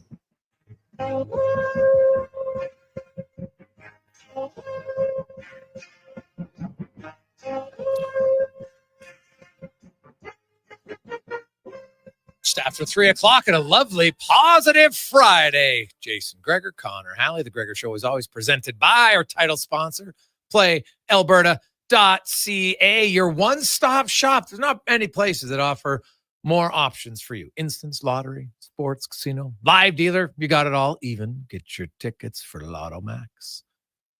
PlayAlberta.ca. And when you're there, use the promo code Gregor15. You'll get a free $50 play if you're just signing up, or if you're a return user, you get a new one every month. So starting Sunday, you get a new one. Again, a lot of texts and more. Hey, Gregor, I know you don't believe in superstitions, but at what point does superstition become science when it works every time? Well, you need to give me an example, Charlie, on what superstition works every time. I need to know. And is it scientific? Does it works 50% of the time? It works all the time? I need to know an example, because I can't think of a superstition that works every time. Now, there's a ritual for some people, sure. Maybe they do it. Some people like to put the right skate on first. Does it mean they always have a good game? No, but if it makes them feel like they're going to play better, whatever. But I do think there's a level at times where it can go a little bit too far. I'll be honest, the worst discussion, and it's been proven that it has zero impact, but people are I can't believe McDavid touched the trophy. Oh my God. So it's so funny. McDavid touched the trophy. Did you see Leon Draisaitl? He walked off the ice carrying the trophy. It has no bearing, but I'm going to say this. I hope to God the Oilers win, just so I can show the video. Look, the Oilers touched it. Draisaitl carried it. Florida didn't touch it. It means absolutely nothing. Touching a trophy on the Wednesday before the Stanley Cup Final or not touching it on a Thursday has no impact on the series a week later, and then 9 days later, and then 12 days later, and 14. It's the worst. The worst. You should celebrate. They should pick up the trophy every time, because guess what? You can't win the Stanley Cup. It's physically 100% proven that you cannot win the Stanley Cup if you don't win your conference trophy. You can't. It's impossible. So I'd have no problem touching the trophy all day long, because it has no bearing on what's going to happen in the series. None. We've seen guys touch it. We've seen guys not touch it, and they both won. So clearly it means a whole lot of nothing. I just think it's dumb, just for me. So, Cons, where'd it come out on the trophy? Yeah, I mean, I like McDavid said, I didn't touch it last year. I touched it this year. They lost last year when they didn't touch it. I think you got to enjoy the victories. You know, it's a long way to a Stanley Cup final. There's moments where you can take a look back and say, man, this was awesome. Let's celebrate it. I have absolutely no issue with it. You're going to control your own destiny. So I have no problem with it. I don't begrudge people that believe in superstitions. I think they're fun. They're entertaining, but no, if you want to grab the trophy, enjoy it, take it home with you. It's yours for the summer. And yeah, I got no issue with Connor McDavid grabbing it. No, not at all. Now let's get to the Oil Report, brought to you by Volvo Cars Edmonton. The May Day event continues on through the weekend. Stop in where you can get financing, leasing at 1.49% and save an additional $5,000 on the XC90 plug-in hybrid. Only at VolvoCarsEdmonton.com. And Connor McDavid, the captain, who has now captained his team to back-to-back Stanley Cups. He will look to win his first Stanley Cup starting on Wednesday. And, he just opened up about, hey, every year is different. And, was talking about last year to this year and why this year is different. Well, I think we were better for going through last year, It was a great learning experience. And it's really driven us all year. I think this run has felt different than last year. It's felt very normal. It's felt very, I don't want to say boring because it's not boring at all. But just a little, it hasn't been as emotional. We haven't had the highs and we haven't had the lows. Just kind of been steady. And I think that's put us in a good position. Those games can be emotionally draining. We're not drained. As Bob referenced, we've got lots of depth. We got as good a chance as they do. 100% they do. The Oilers got a lot of. And now, here's the interesting thing, because I went through it. If you look at, and the reason why, because a lot of people and many of you listeners were like, Gregor, why do you think the Oilers are going to win? I'm like, well, because they're like, look how they played down the stretch. But down the stretch wasn't a facsimile of who they are as a team. In their final 15, 20 games, McDavid and Draisaitl missed over half of them. Ekholm, I think, only played, 5 of the final 20 games? Now, he didn't play in the playoffs until last night, but Klingberg played 1 game down the stretch. Evander Kane played none. Trent Frederick played 7 minutes. So you had guys that were coming into your lineup, and Frederick hasn't been dominant, but he brings an element. Do you see him make many mistakes defensively? Because I just look at this. Look at the guys they signed. They bring in Kapanen. He's on the ice protecting a 1-goal lead in the conference final. Are you kidding me? Trent Frederick, who's on the ice last night, right? Draisaitl missed him for an empty netter. Right? Just put the pass a little bit too far in front of him. The coach has faith in these guys because they're reliable defensively. They chip in offensively. And they're big and physical. Much bigger and physical than the team they had last year. Right? You look at size, Arvidsson compared to Derek Ryan. It's not a comparison as to who's more tenacious on the ice. Right? That's Arvidsson, I thought, had a really good game last night. Actually, I thought both his games since coming back in, he's been good, which is a story of this team. So I thought it was a little bit overblown that the Oilers were slower because I took the time to go through every stat on NHL Edge where you can actually track their speed. Not what we think, but what's actual speed. Top end speed, bursts of speed, all that stuff. And the Oilers weren't slower than last year. And guess what? They were faster than Vegas. They're faster than Dallas. And they're faster than Florida. Now, is Florida better than those teams? Maybe. But Edmonton dominated those teams. Dominated them. And that's why I'm picking them to beat Florida. I think Florida's really good. I love how Florida plays. I love what Bill Zito's done and how he's built that team. But they don't have the superstar of McDavid or Draisaitl healthy. And right now, Edmonton's depth. If you want to say Florida has better depth, and because a lot of people say that, so I went and I looked and said, okay, let's take out McDavid and Draisaitl for fun. Okay, let's remove them from the equation. So then I removed the top 2 scorers from Florida, Barkov and Reinhart. Barkov and Bennett. Right, they're the top 2 scorers this year in the playoffs. So I took away both. You know what? The remaining forward group in Edmonton, 41 goals. The remaining forwards from 3 through 13, 35 for Florida. So do they really have better depth? And when you say better depth, but you're ignoring, even if you want to argue they have better depth, but they don't have the better top player. They don't have the better second top player. So how can they have better depth? I've never understood that argument. Well, take away McDavid and Draisaitl. You can't take them away. And even though I just did, Edmonton still had more goals. But you can't take them away when the game's on because they're in the game. So how can anybody tell me that Florida has better depth at forwards? Is McDavid and Draisaitl not part of your depth? Makes no sense to me. I don't get it. If you want to say that they have an advantage going in goaltender, I could probably agree with that because track record Bobrovsky in his whole career, better. No arguing that. Now, Stuart Skinner's got a lot of experience for a young goalie because really in the grand scheme of the NHL, Stuart Skinner's a young goalie. And he's got a lot of experience. And Bob's pretty good. So I would give Florida the advantage there. Not a major one, but I'll give it to him. On defense, with Ekholm healthy, I'll take Edmonton 1 through 6, their defenders, over Florida's defenders 1 through 6. I like the speed of Edmonton's defenders. I like the size. It's a mismatch. Now, Florida's probably a little bit more physical because of Ekblad and Kulikov, right? But I like Edmonton's puck movers. And that really helps how their team plays. And they can defend. So I think it's going to be a great series. But I think people are, if I have to listen to one more pundit out of the East tell me that Edmonton had an easier trip, it's just like, dude, I can't even comment on it because it's so stupid. Nobody in their right mind when the playoffs began said Toronto and Carolina are better than Dallas and Vegas. No one. Okay, no one. Well, first of all, just look at the stats. Right? Like Edmonton beat 3 of the top 6 teams in the NHL's regular season point totals. 3. Florida's beat 1. They had 1 team in the top 6. That was Toronto. That's it. So you can't tell me that Edmonton's had an easier path. It makes no sense to me.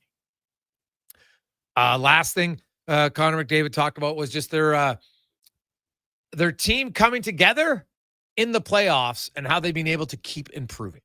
Yeah, I think it's been a different experience. Some teams get really hot coming down the stretch and they ride it all the way through the playoffs. I think for us, it's kind of come together in the playoffs, and we've been building and building and building our game. And, I think we're starting to see some of our best hockey. I thought tonight maybe not so much, but, our best hockey is still in front of us, which is a great thing. Still thinks they can play better. Well, and in theory, you can say now you're in the Stanley Cup final, you have to play better. And they probably do, right? Like you don't want to have a third period meltdown like you did in game 1, right? In Dallas, so they can play better there. There's always ways to improve. And just on their team, how they've been able to, they make changes, whether it's personnel, whether it's systemic from series to series, and how that's led to their team success. Yeah, I don't know. I think we were opportunistic tonight for sure. Going up by 3 with in the first 5 minutes, that's a long way home, and they had their pushes for sure. I thought obviously the 4-2 goal is big, but I think even bigger is the 5-3, they scored it early in the third, and Leo makes a good play through the middle, and Kaner throws it there and we get a bounce. And we're able to find a way to get a win. Your question was why in the big moments do we show up? I think because we're prepared. I think we've prepared to be in this position for a long time. As I said, these are more normal positions for us now. The moment doesn't feel big. It doesn't feel anything other than a hockey game, and that allows you to make your play. Leon Draisaitl also playing a big role for the Edmonton Oilers, 1.56 points per game in the playoffs. He came in, his career average, which was 4th highest in the NHL, was 1.46. He's bettered it at 1.56 this year. That's how good he's played. And, he talked about their Oilers' depth. And, hey, the top guys are scoring, but their depth guys are really chipping in. Yeah, I mean, that's what's been winning us hockey games. And you need that this time of year. We knew we were going to need everybody.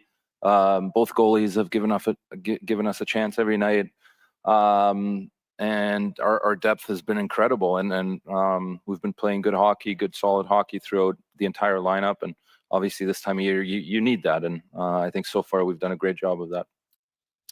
They have. There's no question. He also talked about that. The McDavid goal. It's 3-2, right? There's a little bit of momentum maybe for Dallas, and then Ekholm. Like, hey, sometimes you get a bounce. Ekholm with maybe the most perfectly placed block shot rebound that I can remember in a long time. But he blocks a shot, it ricochets out the center, and you watch McDavid and just how quick he is able to, because Rupe Hintz can skate. And McDavid turns around, busts up ice, and what I marveled at watching that play is watch him again. If you have time, watch the video, and I don't know if Deck can put it up right now or not, but Cons, I don't know if you saw it. I'll give Deck some time to find it. But on that breakaway goal, you watch Connor. He's coming in at full speed. Watch what he does on his right edge. And we'll see. Tell me when you have it. We'll get in a sec. But you watch what he does on his right edge. Anybody who's watching the on YouTube or Instagram or X or Twitter, go on Twitter. We'll show the video. But you watch what he does with his right skate, and he goes on his outside edge because it kind of slows him down, but not much. There's just not many players that can skate and have that edge control at that high speed. Like it was mind blowing to me that he's able to do that, Cons. I don't know if you picked it up, Connor, in real time or not, but when I was watching, I watched the replay numerous times. I was explaining to my son, watch his right foot. Watch what he does there. He turns his skate over to the opposite side to give himself a better angle so then he can go back the other way. It's ridiculous. Yeah, I guess the subtleties in his game that, you don't really pick up maybe watching originally, but then you see it on social media, you get a chance to slow it down, go back on your PVR. And yeah, it was really something. We're just grabbing the clip right now. So it'll take a little bit of time. Maybe we can bring it up in the next segment. Okay, yeah. Just ridiculous. I probably should have been a little bit more organized. It was just kind of spur of the moment as I was thinking about it because I thought it was fantastic. And here's Leon Draisaitl talking about that goal by McDavid. Oh, it's huge. But I think all things considered, my hockey brain goes to that's probably one of the nicest goals I've seen him score. Just the whole situation, how it played out, who he had coming up behind him. That's a big time play, of course. There's only one player in the world that can do that in that moment, and we're very fortunate to have him on our side. And then lastly, is there any more extra motivation at all in the fact that you get a second at the team who knocked you out of the playoffs last year in the Stanley Cup Final in the Florida Panthers? We know what they're about. We played them 7 times, and they're a good team. We're a really good team as well. Obviously, it's nice to get a shot at getting some revenge, but we're a long ways from that. So we'll enjoy this tonight and move on and get ready. Get ready for Wednesday. So there you go. We'll come back. We'll get to that clip. We also are going to hear from George Richards. We'll get to the Florida side of things. How healthy are they? What's the matchup? How different? Coming up next on the Gregor Show, presented by PlayAlberta.ca. Get moving with Volvo and save big for summer during the May sales event at Volvo Cars Edmonton. It's the final month to lease or finance a 2025 XC90 plug-in hybrid from 1.49% and save $5,000. Lease or finance a 2025 XC60 plug-in hybrid from 0.49% and save $3,000. Lease or finance a 2025 XC40 from 0.49% and save up to $2,000. Volvo Cars Edmonton. VolvoCarsEdmonton.com. Hey, sports fans, we've got a clear choice for you. At Crystal Glass, we provide customers with the perfect glass for any job. From home to auto and even commercial, installation or repairs, we're your team. Call 310-GLASS or visit crystalglass.ca. Crystal Glass. Back by popular demand, the Operation 36 Junior Golf Program at Cattail Crossing Golf Club. Designed for kids ages 5 through 17, it combines instruction and on-course play, focusing on technique, strategy, and course management. Taught by certified CPGA pros. Only $325 for 4 weeks of instruction, plus 4 9-hole rounds of golf. Operation 36, Wednesdays 5:30 till 7:30 p.m. through August. Register at cattailcrossing.ca. Click on Junior Program or call 780-973-6686. McDonald's summer drink days are back, which means it's officially summer. Enjoy your refreshing small Coca-Cola or small iced coffee for just $1 all summer. Summer's booming with summer drink days. Excludes flavored iced coffee at participating McDonald's in Canada. Taxes extra. Prices exclude delivery. I'm tired of waking up tired. Waking up tired. Waking up tired. Are you tired of waking up tired? Come visit our sleep experts at the Brick Mattress Store. Get Canada's guaranteed lowest prices on all things sleep. Plus, try your new mattress for 6 months. If you don't love it, we'll find one you do. Some conditions apply. Stop waking up tired. Get the right mattress, guaranteed. Only at the Brick Mattress Store. It's been a long 35 years since we last hoisted the cup. Sports 1440 has the finals covered with Curious, Low Tide, Gregor. And be sure to check out the pre- and post-game shows with Andrew Walker. Sports 1440 is Edmonton's sports leader. I'm Ryan Nugent-Hopkins. And I'm Zach Hyman. And when we're not making juicy, sweet passes, or having my goals disallowed, we're working for Legacy Heating and Cooling. You know, guys used to call me a plumber. And now they call you an AC repairman. Nice. Hey, guys, you're not here to fix air conditioners. You're here to sing the jingle. Oh. Well. Okay. Call Legacy. Call Legacy. No payments and no interest for 1 year from qualified installers. Legacy Heating and Cooling. Justin, you're going to be late for school. I've got a few more minutes. Now, kiddo. Mom, I'm bike pooling with Ben today. Oh, okay. Please wear a helmet. Okay. The Alberta government is building 90 new schools across the province, giving more kids the chance to bike to school. Learn more at alberta.ca/schools-now. A message from the Government of Alberta. Time on Edmonton Sports Leader, Sports 1440. This is Andrew Walker, and join us for the Cross Mitsubishi pregame show before each Edmonton playoff game. Cross Mitsubishi on 34th Ave and 96th Street.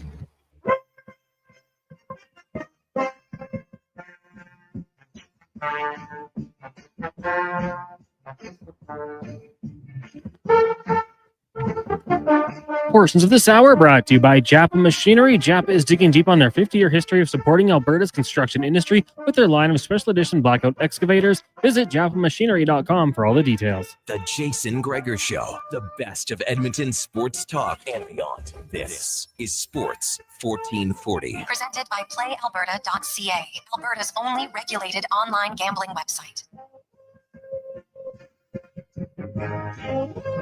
326. Welcome back. Jason Gregor, Connor Halley, Sports 1440, Oilers Nation, YouTube, Facebook, X, and Instagram. Hope you are having a lovely, lovely Friday. Of course, you got a few days off to rest, relax, get yourself set. You've been here before. You know how to prepare.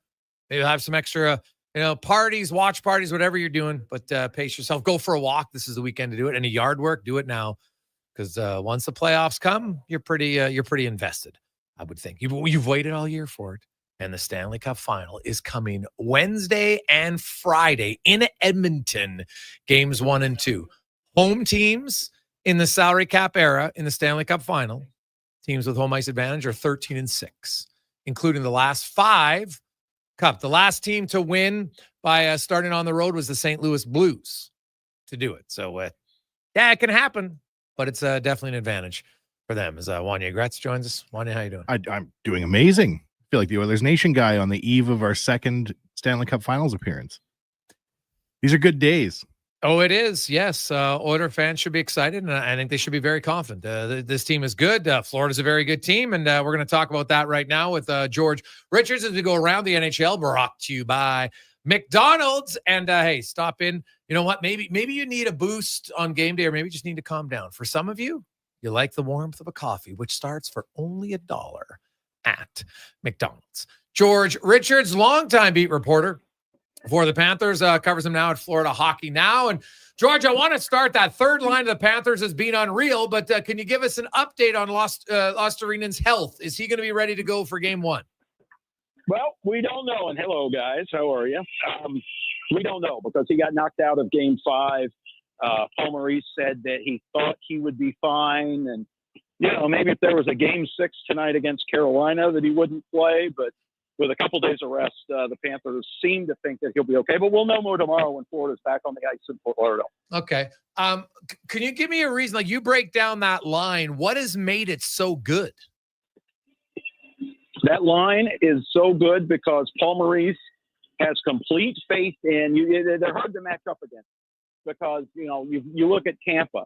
Tampa had no answer for that line because it was either going to be the Sasha Barkov top line defending your top guys, or he'll throw the third line at you and feel just fine doing it because they're so good defensively, and they turn. They're great in the transition game, especially now that you've added Brad Marchand to the mix. I mean, Eetu Luostarinen, Anton Lundell are known for their defensive play. They're 2 of Florida's best penalty killers. But now that you add Brad Marchand onto the right side of that line, it's been great offensively as well. But their shutdown numbers are terrific. And they've been able to force turnovers in the offensive zone and turn those into points. Anton Lundell, you guys know, big guy, no problem going to the net front. That goal that he scored in Game 5 against Carolina, he just dragged Sebastian Aho right off the face-off, right to the net, and knocked that puck through to make it 3-2 for the Panthers. So, that is a line that, again, this entire postseason, nobody's had an answer for it. Yeah, I'm going to be interested to see if the Janmark, Podkolzin, and Arvidsson line gets matched up against them. Because, hey, Edmonton's very comfortable if they want to go McDavid and Draisaitl against Bennett and Barkov. They'll take that matchup all day. But I think the Janmark, Podkolzin, and Arvidsson line, that to me, it would be a very interesting matchup. There's a little bit more offense, I think, on Florida's side. But maybe a little bit more total speed on Edmonton's side. So it'd be a really good matchup. Janmark has been excellent at the center ice position. And, then that would leave the Henrique line. And I know that they don't get every shift against them, but sure. Have you noticed like Nosek's line with Greer and Gadjevich? They're big and physical. I think that would be the line against the Frederick line. But how much has Maurice looked for matchups, if at all, in the playoffs? You always look for matchups, right? But with Florida being on the road so much, it really hasn't bothered them. They're 8-2 on the road. They started out with 2 wins in Tampa and have kind of rolled from there. Aside from those first 2 games in Toronto, Florida's been absolutely fantastic on the road. And so, you're always looking for that matchup for sure. And you saw some of it at home. But I don't think he cares. He feels very confident in all 4 lines. Whoever's out there is out there. Looking at the defense core, they had some guys nicked up. Mikkola came back in, and he's obviously, he's been excellent for them on the back end. Give me your thoughts, though, on Jones and how he's fit in on that D line, on that blue line, excuse me. Yeah. I think we talked about this a couple weeks ago when Ekblad was still out, that things changed around the Panthers. They got Seth Jones at the trade deadline. He was playing 25, 27 minutes a game in Chicago, and the Panthers were like, we're going to bring him here. He's going to play 18 to 20. He's going to play, second pairing minutes. And that, he'll be able to work his way into how we play. And then 2 games into that, Aaron Ekblad suspended for 20 games, and Seth Jones is right back playing 27 minutes a game. It might have been the best thing to happen. It's kind of a baptism by fire. He had to figure some things out. If you look at Seth Jones' underlying numbers during the regular season, or at least those first 10, 12 games, they didn't look very good because he was making mistakes. And that's just fine with Paul Maurice. Make those mistakes. Get into it. Now he's been absolutely terrific. Even with, in the 4 games that Aaron Ekblad has missed in the postseason due to suspension, the first 2 against Tampa, and then later in that series, Seth Jones has stepped right up. He's been terrific. He can pinch up and get back quick. He's got a great first pass. I mean, Seth Jones is everything the Panthers had hoped for and felt that they were trading for. Listen, Bill Zito knows Seth Jones extremely well from their days together in Columbus. So, the Panthers knew what they were getting in Seth Jones. Yeah, well, he's come in and he's probably been, I'm sure if you've talked to him, he's got to be revitalized because he signed in Chicago and literally 10 months later, their team just went scorched earth and said, you know what, we're going to go into rebuild. And he's kind of like, what? That's not what I signed on for here. And so then he was stuck there. And I know people got mad at him for asking for a trade. I'm like, why wouldn't he ask for a trade? When he signed in Chicago, they told him that, hey, you're going to come here. We're going to be competitive. And then they changed gears. How has it been for him just getting back into a competitive situation?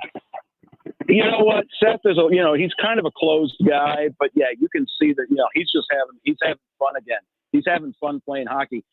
This is the first time he's been this far in the playoffs by far. He went to the second round, I believe his first trip to the playoffs. He went to the second round with Nashville. He went to the second round, I believe, twice with Columbus. And that's been it. And now he's on a team that's playing for the Stanley Cup. That's why, he told Chicago, I want to go to Florida. That's why they were able to work that deal out. He's having a good time, man. We talk to him every once in a while, and sometimes you just see that smile creep over his face. We don't get it a lot with Seth Jones, but we get it every once in a while. And he's totally enjoying this and finally getting to play on the big stage. Yeah, well, he's been, it's good for him. He's played very well. What would be like, is it going to be Forsling and Ekblad against McDavid and Jones and Coot? Like, what D pairs do you think would go against McDavid or Draisaitl? Well, they're going to slip off, but yeah, I mean, you've got Aaron Ekblad and Gus Forsling handled most of that last year, although, we saw Oliver Ekman-Larsson in there. That's Seth Jones' position now. So you're going to see a lot of the Florida's top four. Nico Mikkola playing with Seth Jones. And then you've got Nate Schmidt and Dmitry Kulikov playing together on the third. So I think you're going to get a heavy helping of Forsling, Ekblad, and then you'll see Seth Jones and Nico Mikkola. Okay. So yeah, because that's Jones plays more with Mikkola, correct? And Kulikov plays with Schmidt. Yep, that's how it's been working. Yeah, Yes. and that's kind of what I thought. Looking at that Toronto series, they got down 2-0, and then they played well, and they spanked them in Game 5 and spanked them again in Game 7. And now Toronto unfortunately isn't as mentally tough as Edmonton. Let's just call a spade here. Edmonton's best players show up, and Toronto's best players don't. But Carolina, George, to me, I thought Florida they really dominated them on the boards. Right? Carolina had a real trouble getting out of their own zone. Yeah, I mean, everybody seems to have that problem with Florida. When Florida's bringing that forecheck, when they're bringing that heaviness, that north-south game, a lot of teams don't like it. I mean, you listen to Matthew Tkachuk talk, and that's Florida's game plan. And there's a video from last year's playoff when Florida was leading Boston in round 2 of Paul Maurice, stop trying to make plays. Let's wear these guys down. That is why Florida's tough to beat in a 7-game series, and they're, a little bit easier to beat on a Wednesday night in November because in the playoffs, the Panthers are bringing that for the most part. They didn't have that game in Game 4. A lot of these knockout games, Florida doesn't bring it. We saw it in Game 4 against Edmonton. We saw it in Game 4 against Carolina just the other night because it is a hard way to play, and you've got to be completely committed. The Panthers are usually dialed in and play that hard, heavy style. They force turnovers. They create chances. It's not puck luck when you're the one creating a lot of that stuff. And Florida's very, very good at it. So, yeah, they're tough to beat. And in Carolina, that's the way Carolina plays. We went into that series saying, can Carolina take it as much as they dish it out? And for a lot of that series, Carolina couldn't take it. Yeah. Well, George, we'll see you in Edmonton next week. It should be a heck of a series. I love a rematch, man. We can't wait. So we'll chat with you then. Have a great weekend. All right. We'll see y'all. Be good. There you go. That's George Richards from Hockey Now in Florida. The Panthers, they'll be in town probably Monday, maybe Tuesday. But, they might skate Monday and then travel here because I think Media Day is Tuesday, if my memory is correct for the start of it. And away we go. 2025 Stanley Cup Final will start in Edmonton. If you need to, I always like to look at it, if you're a believer in history, that history is definitely on the side of the Edmonton Oilers. When they have had home ice advantage in the Stanley Cup, they've never lost. I outlined when they play a team that they lost to the year before in the Stanley Cup, they've won. That was Gretzky and the Oilers in 84 after losing in 83. Crosby lost to Detroit in 2008. Beat Detroit in 2009. David lost to Florida in 2024.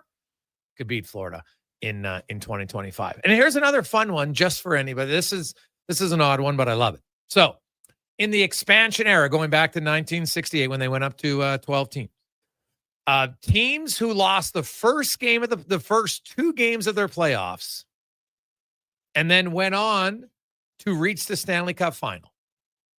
The Oilers are the 8th team to do it. The other teams, the 92 Penguins won the cup. 93 Canadiens won the cup. 2002 Red Wings won the cup. 2006 Hurricanes, you know the answer. 2011 Bruins won the cup. 2014 Kings won the cup. 2018 Capitals won the cup. 2025 Oilers, there's a trend there, do you not? If you're a believer in trends, you're telling me there's a chance. There's lots of numbers that, for a number of people, if there's lots of things that point to the Oilers hoisting the cup. Whenever you drop stats like that, Gregor, you just know exactly how to frame it. I think the Oilers are going to win the cup. I do think the Oilers will win. I picked it at the start of the playoffs. You sure did. And I think they will win. We'll come back. We'll go racing next on the Gregor Show, presented by PlayAlberta.ca. Hey, Alberta, the all-new Play Alberta app is here. Casino, sports betting, lottery, all in one app, right on your phone. And because it's Play Alberta, you know it's safe, secure, and reliable. Download it now and play over 500 online casino games, live dealer tables, and unique games you'll love. Plus, bet on sports from anywhere in the province. You in? Download Play Alberta now from your phone's app store and deposit using promo code OIL for a $100 casino bonus on the house. That's promo code OIL for a $100 casino bonus. Are you looking for safe and professional travel options? Look no further than Silent Rides, one of Alberta's premier bus charter companies. Whether your group is big or small, Silent Rides has you covered. We offer state-of-the-art motor coaches, first-class service, and affordable rates. Get your quote today. For more information, call 1-877-748-0991 or visit silentrides.ca. Mr. Rooter hits the gym. As a new Mr. Rooter plumber, you get access to our company gym. Nice. Where's the equipment? Over here, we have a variety of tight pickle jars. Open those up to work out your pipe wrenching muscles. We've got your standard weighted plungers and over here, a pipe wrench. Why is that guy forcing his body into a suitcase? He's getting limber. A good plumber must be able to fit under any sink. For a plumber who always works out, call Mr. Rooter.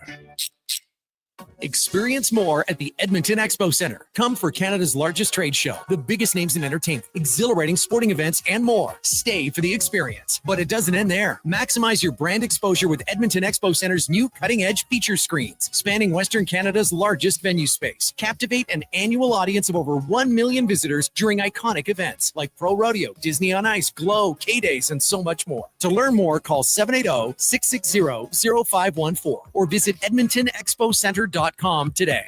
I'm Colin Livingston, president of Cantork. Since 2016, we've been at the forefront of hydraulic torque wrenches in Canada. I'm delighted to share our latest venture, in-house production for quicker turnaround, superior quality, and heightened versatility. Experience excellence at Cantork.com.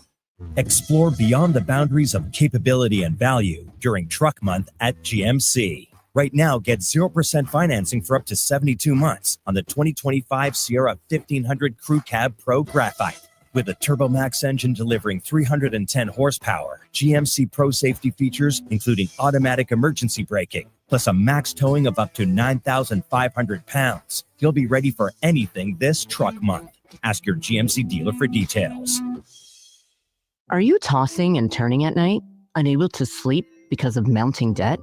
Debt can feel overwhelming, but you don't have to face it alone. I'm Hervey Middleton, licensed insolvency trustee at BDO here in Edmonton. I'm here to guide you every step of the way so you can find peace of mind and finally rest easy. Call 1-833-BDO-TALK or visit bdodebt.ca to book a free consultation and discover your debt-free future. They're inevitable. Trust Green Drop with 100% guaranteed programs, including drought fighter and disease control at no extra cost. Book now and get 10% early bird savings. Canada's lawn expert since 1979. Visit greendrop.com.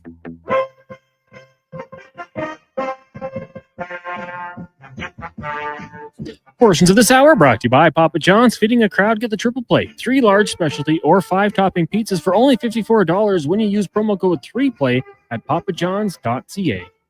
From puck drop to kickoff, it's the Jason Gregor Show on Sports 1440. Presented by PlayAlberta.ca, Alberta's only regulated online gambling website.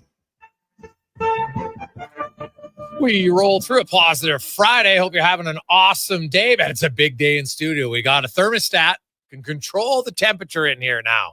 So, hey, it's still going to be cool because, of course, we like the cool, but it's not going to be a freezer box. So it's nice. Big shout out to the guys who installed that today. Excellent. All baby steps, but the studio is coming together all the time. But we'll get more on the orders coming up in the final few hours of the show. But as always, we're going to go racing as we welcome in Colin Livingston, brought to you by Cantork. You know the best way to beat tariffs? Well, buy Canadian.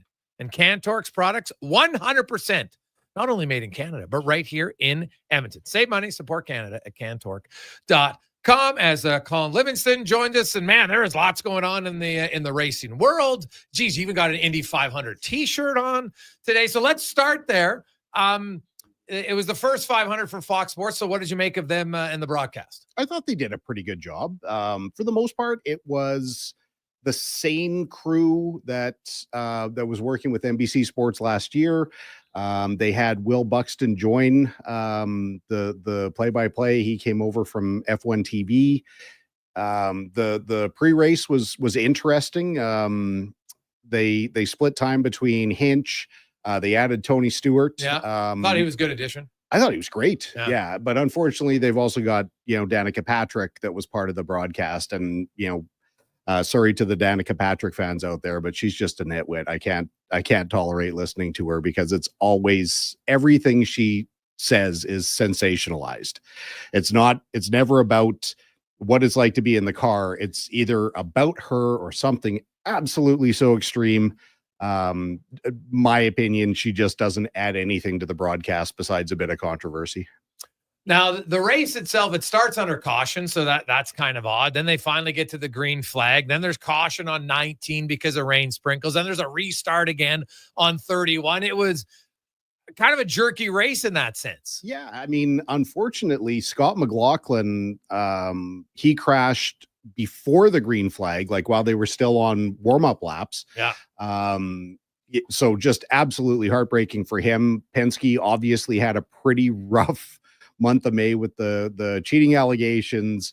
McLaughlin was the one car that wasn't found to have the modified part. So, really, and I know a lot of people who know Scotty Mac really well.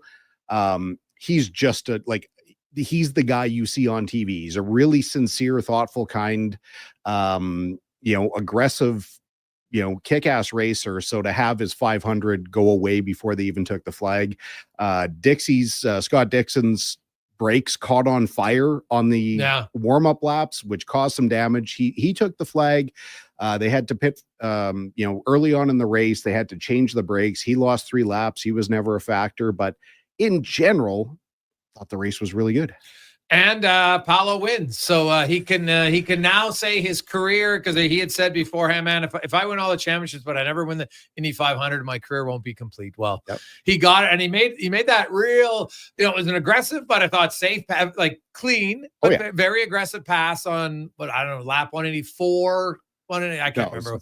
14 to go. Okay, 186. Yeah. Okay, so and got by Ericsson, and then Ericsson just didn't have anything really to challenge after that. Yeah, and at the end of the day, that pass didn't even matter because Ericsson's car was not disqualified, but it was found to have non-conforming parts. Yeah. He got moved to the back anyway, but honestly, I thought it's better to win. I think it's better to win. Absolutely. Yeah. So what was different this year from previous years is the last stage of the race ran under green, which meant that there were a couple of lap down cars when they cycled through and did their green flag pit stops at the end of the race.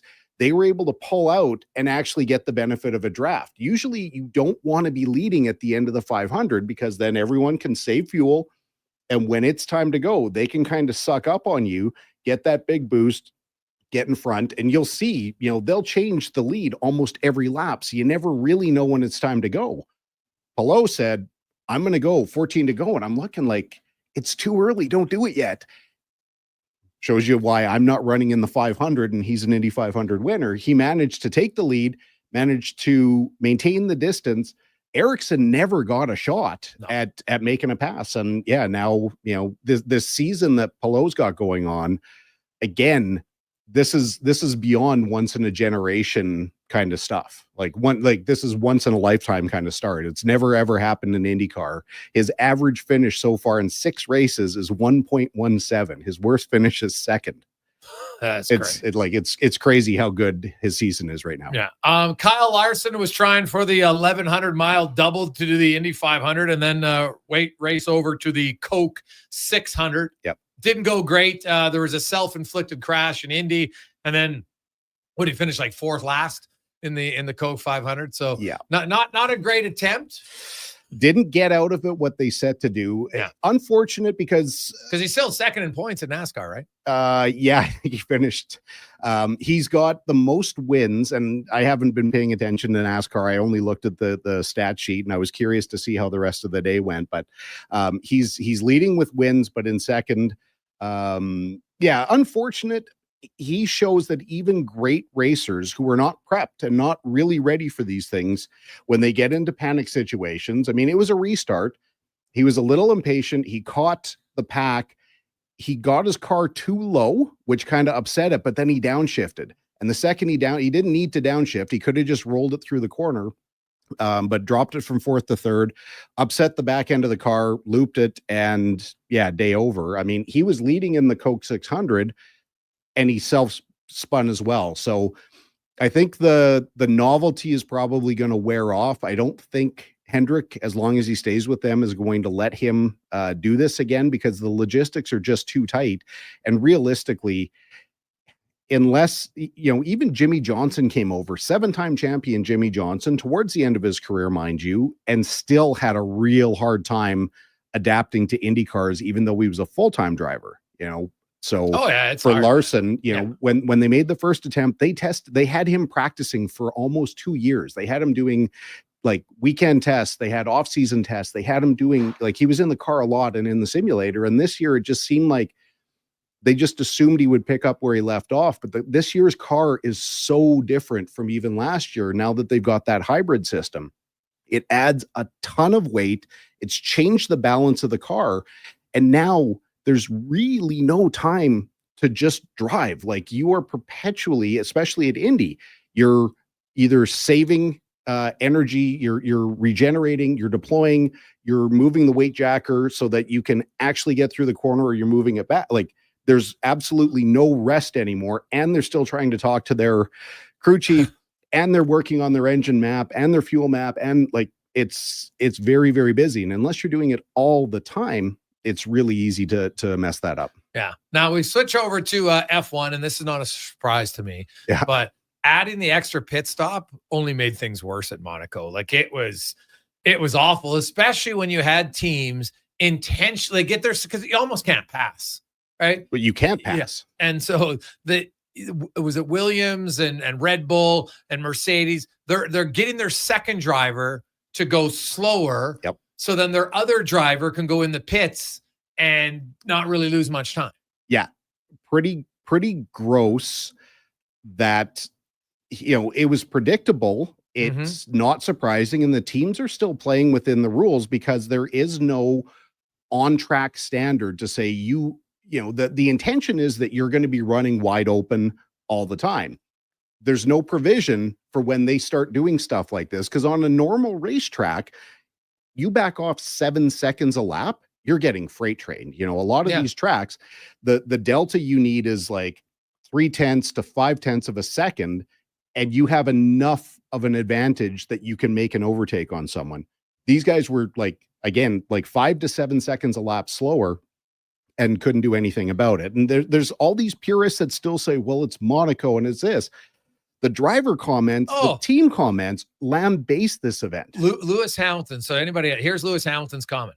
Monaco is the least enjoyable race of the entire year. Even if you're in the lead, it's still not enjoyable. You just can't wait for it to end. Yeah. It's horrible. I like this one. George Russell. Maybe a plane can fly over and put water on the track at a random point. Yeah.Maybe this is a good solution. Maybe another solution is that we do the Lego racing instead. Maybe instead of 2 pit stops, we have 15. Yeah. There's like no one's Verstappen said something about, I didn't have enough pillows.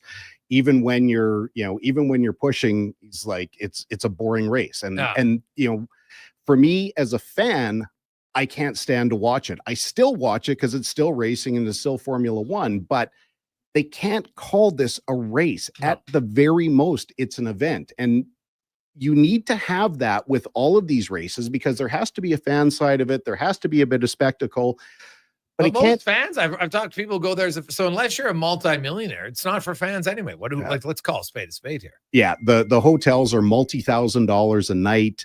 The Airbnbs are crazy. And yes, if you were super affluent, I flew with someone 2 weeks ago when I was on my way out to Canadian Tire. They were meeting in Toronto, and then they were on their way to You're Monaco. pretty rich. You just fly off to Canada. You just, hey, I got to go to Canadian Tire. We're going to jump in the plane. Canadian Tire Motorsport Park.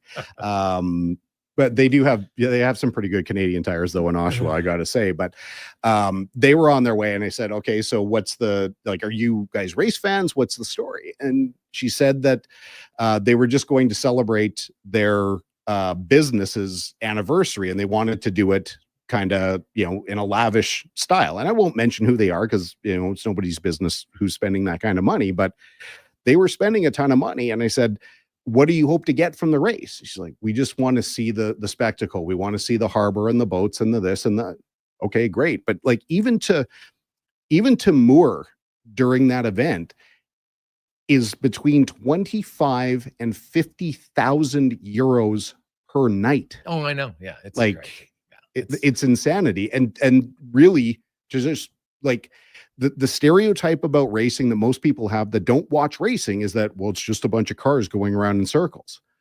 Unfortunately, at Monaco, it is just a bunch of cars going around in circles. Yeah, it's very true. Now let's get to NASCAR Canada. And what about Malcolm? Is it Strachan? Strawn. Yeah. Touched on it a little bit, and I kind of felt bad last week that we didn't really get to cover it. Never seen that before. Yeah, I've got a friend in Medicine Hat that's a Strachan, but he pronounces it Strawn. Okay. This is easily one of the lowest budget full-time teams that we have, owned by Jim Bray. Jim, he was Canada's first ever competitor at the Daytona 500. He ran a bunch of NASCAR races in the 50s and 60s. Just an unbelievable, so it's got to be 80. 92. Jim is a private pilot. If you meet him, he can make a run against the Dos Equis guy as the world's most interesting man. But I say this with all the love and respect in the world, we know that their cars are held together with baling wire and duct tape. Like, they don't have the same engines that everybody else has. They don't have the new equipment that everybody else has. And, through got on the podium, really, really smart pit strategy and a bit of luck, Malcolm was able to finish third. So, I really felt compelled to add that to the batting order because he's a really nice guy, which makes it even better. The way that the race finished with Cameron, making another one of these bonsai moves, knocking Gary Clute out of the way, NASCAR not penalizing it. It's a tired playbook. Even Gary Clute said very, very graciously at the end, because I know I would have been extraordinarily pissed off and I would be like going to the other pit. He just, he's always smiling, even when he's really hot. But he said that, just once I'd like to race one of these things to the checkered flag, and that he knew he could have let Cameron go. He could have kept him in his tire tracks, and then with 1 to go, with 2 to go, could have made the same move and he would have got that win. Instead, he had a 5 car length lead going into turn 1 on the last lap. And, Cameron came in so hot, he actually locked his tires up, went super inside of where Clute was, and just drilled him out of the way onto the grass. And the problem I have with those moves is sometimes there's contact and sometimes these things happen, but these are really cowardly moves. And I don't care who hears this, send it off to Cameron. I don't really care. These are the kind of moves that when you make, it's like hitting a guy from behind in hockey. You can't defend it. And once the hit's made, once this action's taken, you can't retaliate. Now, in hockey, you usually have 4 other guys that can walk over and, voice their displeasure at a controversial move. But in this case, it happens time and time again. Cameron did that to us at ICAR, 2 or 3 years ago. Last lap, turn 1. He had no hope of making the corner, just drilled us out of the way. We managed to finish second because we didn't get run into the grass. We just got run super wide. Again, no chance to retaliate. But, until NASCAR actually puts their foot down and says, this isn't acceptable driving, everyone, and I shouldn't say everyone, because Gary wouldn't do stuff like that. Tag doesn't do stuff like that. Guys like DJ Kennington, they don't do stuff like that. But until NASCAR says it's not okay, people are going to keep exploiting it. Yeah, well, I guess if you're not cheating, you're not trying. So until someone knocks you out, then eventually somebody might have to. I'm a big believer in say, hey, if you want to play that way, then we're going to play that way. At some point, someone might have to give him a piece of his own medicine.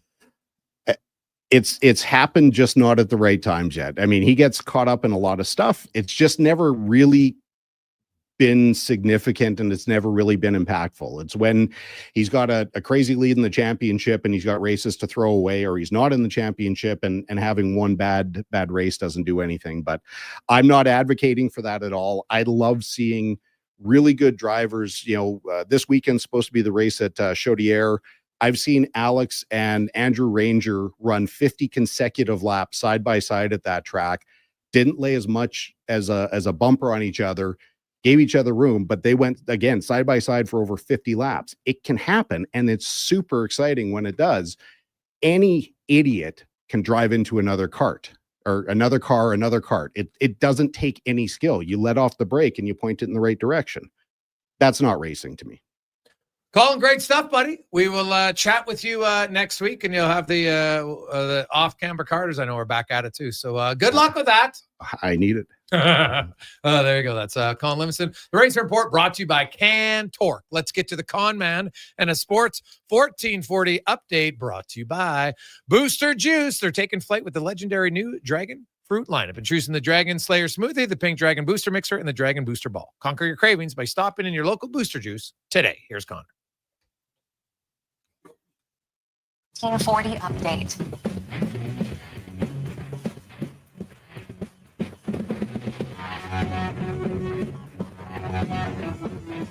It's game day in the city. Stingers in action, taking on the undefeated Vancouver Bandits down at the Expo Center. This one starts at 7. At 7:30, we got Elks preseason action at Commonwealth, taking on the BC Lions. Also in the CFL, Elks meeting the Red Blacks, Tiger Cats in Toronto, and the Rough Riders taking on the Blue Bombers. Major League Baseball, Toronto Blue Jays looking to make it 3 straight tonight when they take on the Athletics just after 5 o'clock. Elsewhere, Angels in Cleveland. You got the Mets and Rockies. Giants take on the Marlins. Red Sox and Braves. Astros hosting the Rays. Pirates in San Diego. Mariners up against the Twins and the Dodgers taking on the Yankees. Earlier today, Reds over the Cubs 6-2. And at the Memorial Cup, you've got host Moncton taking on OHL champion London Knights just after 5 o'clock. Winner of this one advancing to Sunday's final against the Medicine Hat Tigers. Coming up in hour 3 of the Jason Gregor Show, we'll ask 5 questions and be joined by General Manager of the Edmonton Elks, Ed Hervey. I'm Connor Halley. This has been a Sports 1440 update. Sports 1440, Stingray Radio Station. CKJR broadcasts from West Edmonton Mall and Wetaskiwin. Download the free Stingray music app and listen wherever you go. Get ready to revolutionize your job site with Edmonton Kubota's game-changing compact construction equipment. From mini excavators and after 3 o'clock loaders, carriers, and utility vehicles, they have a model to fit every need. All powered by legendary Kubota diesel engines. These machines are built for performance. 326. Welcome back. Transform your work with Edmonton Kubota's top-of-the-line compact equipment. Visit them today and see why they're the trust for power and precision. Well, get ready for a silly hockey fans.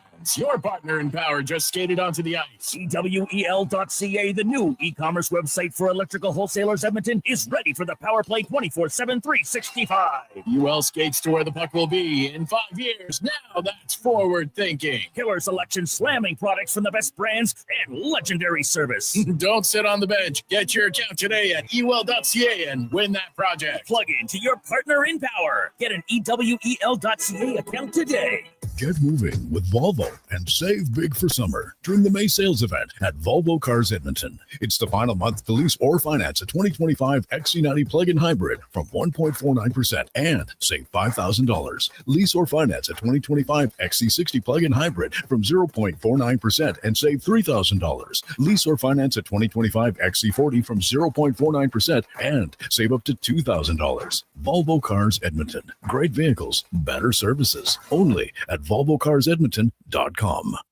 Jumpstart your summer with Wendy's delicious drinks. Enjoy a small iced coffee, Frosty Chino, or Frosty Fizz for only $1.99. But hurry, get your $1.99 small drink at participating Wendy's, only available until June 29th. Taxes extra. This is a slam dunk. Dive into Edmonton's vibrant basketball scene with exclusive Luck with that. interviews and expert. Oh, there you go. That's it. Luck with that. Paul Sir I and need I it. host the basketball show every Saturday morning at 10 on Sports 1440.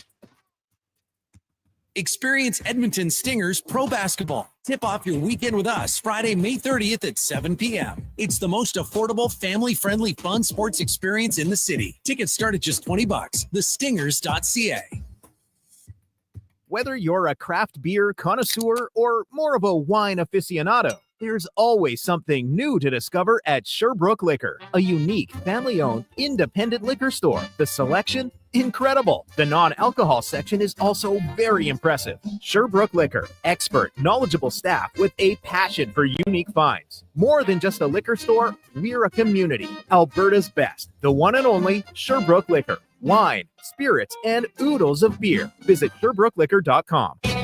If you bleed orange and blue and you're not using the all-new Play Alberta Sports and Casino app, then you're missing out. It's the only online sportsbook with odds boosts on all Oilers games. And now, it's not just sports. Play the slots, hit the tables, buy lottery tickets, all in one app, all across Alberta. Download Play Alberta now from your phone's app store and use promo code GOAL for a $100 bonus. That's promo code GOAL!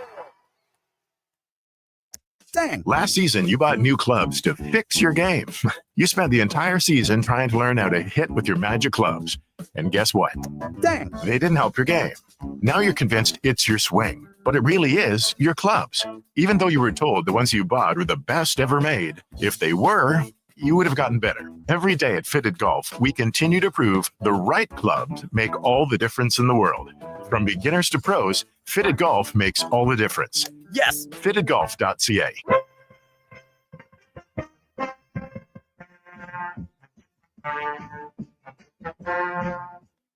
Portions of this hour brought to you by Leading Edge Physio. The team at Old Strathcona have special training dedicated to reducing the impact of cancer care before, during, and after your diagnosis. From lymphedema to the management of fatigue and side effects of chemotherapy and radiation, they can help. Learn more at leadingedgephysio.com. Hat tricks, touchdowns, and home runs. Get it all with the Jason Gregor Show on Sports 1440. Presented by PlayAlberta.ca, Alberta's only regulated online gambling website.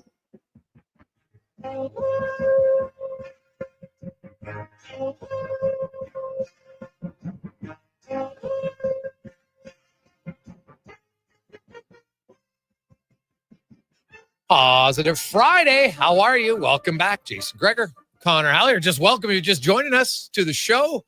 As always, presented by PlayAlberta.ca, where you can get in the game. Of course, Max Millions, $15 million. Get your tickets there, or use the promo code Gregor50 if you want to play casino, sports, lottery, instance, whatever tickles your fancy at PlayAlberta.ca. We got lots and lots of texts coming in. 833-401-1440, 833-401-1440. As I like this one, Gage checks. Hey, Gregor, I still think you're crazy for thinking Bouchard's better than Heiskanen from Gage. Said, well, hey, man, did he play better? I like Heiskanen, but Bouchard does things that Heiskanen cannot do. Now, Heiskanen's a great skater. I don't question for a second. But because originally you asked me, don't really put words in my mouth. I said, in the playoffs, he's been better. And he has been. You can't argue it. You can't show me one playoff data that says Heiskanen's better. Just show me one. If you can't, because you can't, then he's not better.